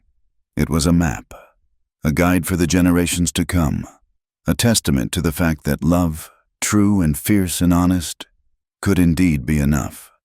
It could be enough to heal a broken heart, to bridge a cultural canyon, to build a life of profound and lasting meaning in a land that was both beautiful and brutal. Many miles away, June Nighthawk urged her horse up the final, steep incline of the trail that led to the old homesteads of the Dine. The wind was fierce here, a wild, singing thing that tore at her hair and pushed against her, trying to deny her the summit. The horse, tired from the long ride, faltered for a moment. its hooves slipping on the loose shale. For a second, a flicker of doubt, a whisper of weariness, passed through her. It was a hard land, a hard journey. She stopped, turning in the saddle to look back the way she had come, far below. The town of Red Mesa was a neat, orderly collection of toys. Beyond it, the desert stretched to the horizon, a vast, magnificent, and terrifying emptiness.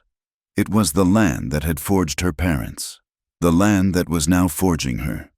She felt the weight of their story, of the struggles and the triumphs that had made her own life possible. She felt the silver bracelet on her wrist, cool and solid against her skin. She took a deep breath of the wild, clean air, and the doubt was gone, blown away by the wind. A small, determined smile touched her lips, and a familiar, loving whisper, the echo of her father's voice from 1,000 quiet moments, left her lips, a promise to him, to her mother, and to herself. You are stronger, sweetheart. Thank you for being part of our story tonight. Please comment with where you are listening from in the world so we can all connect, and do not forget to subscribe to our channel Wild West Tales, like this video, and press the hype button to help share this tale with more listeners.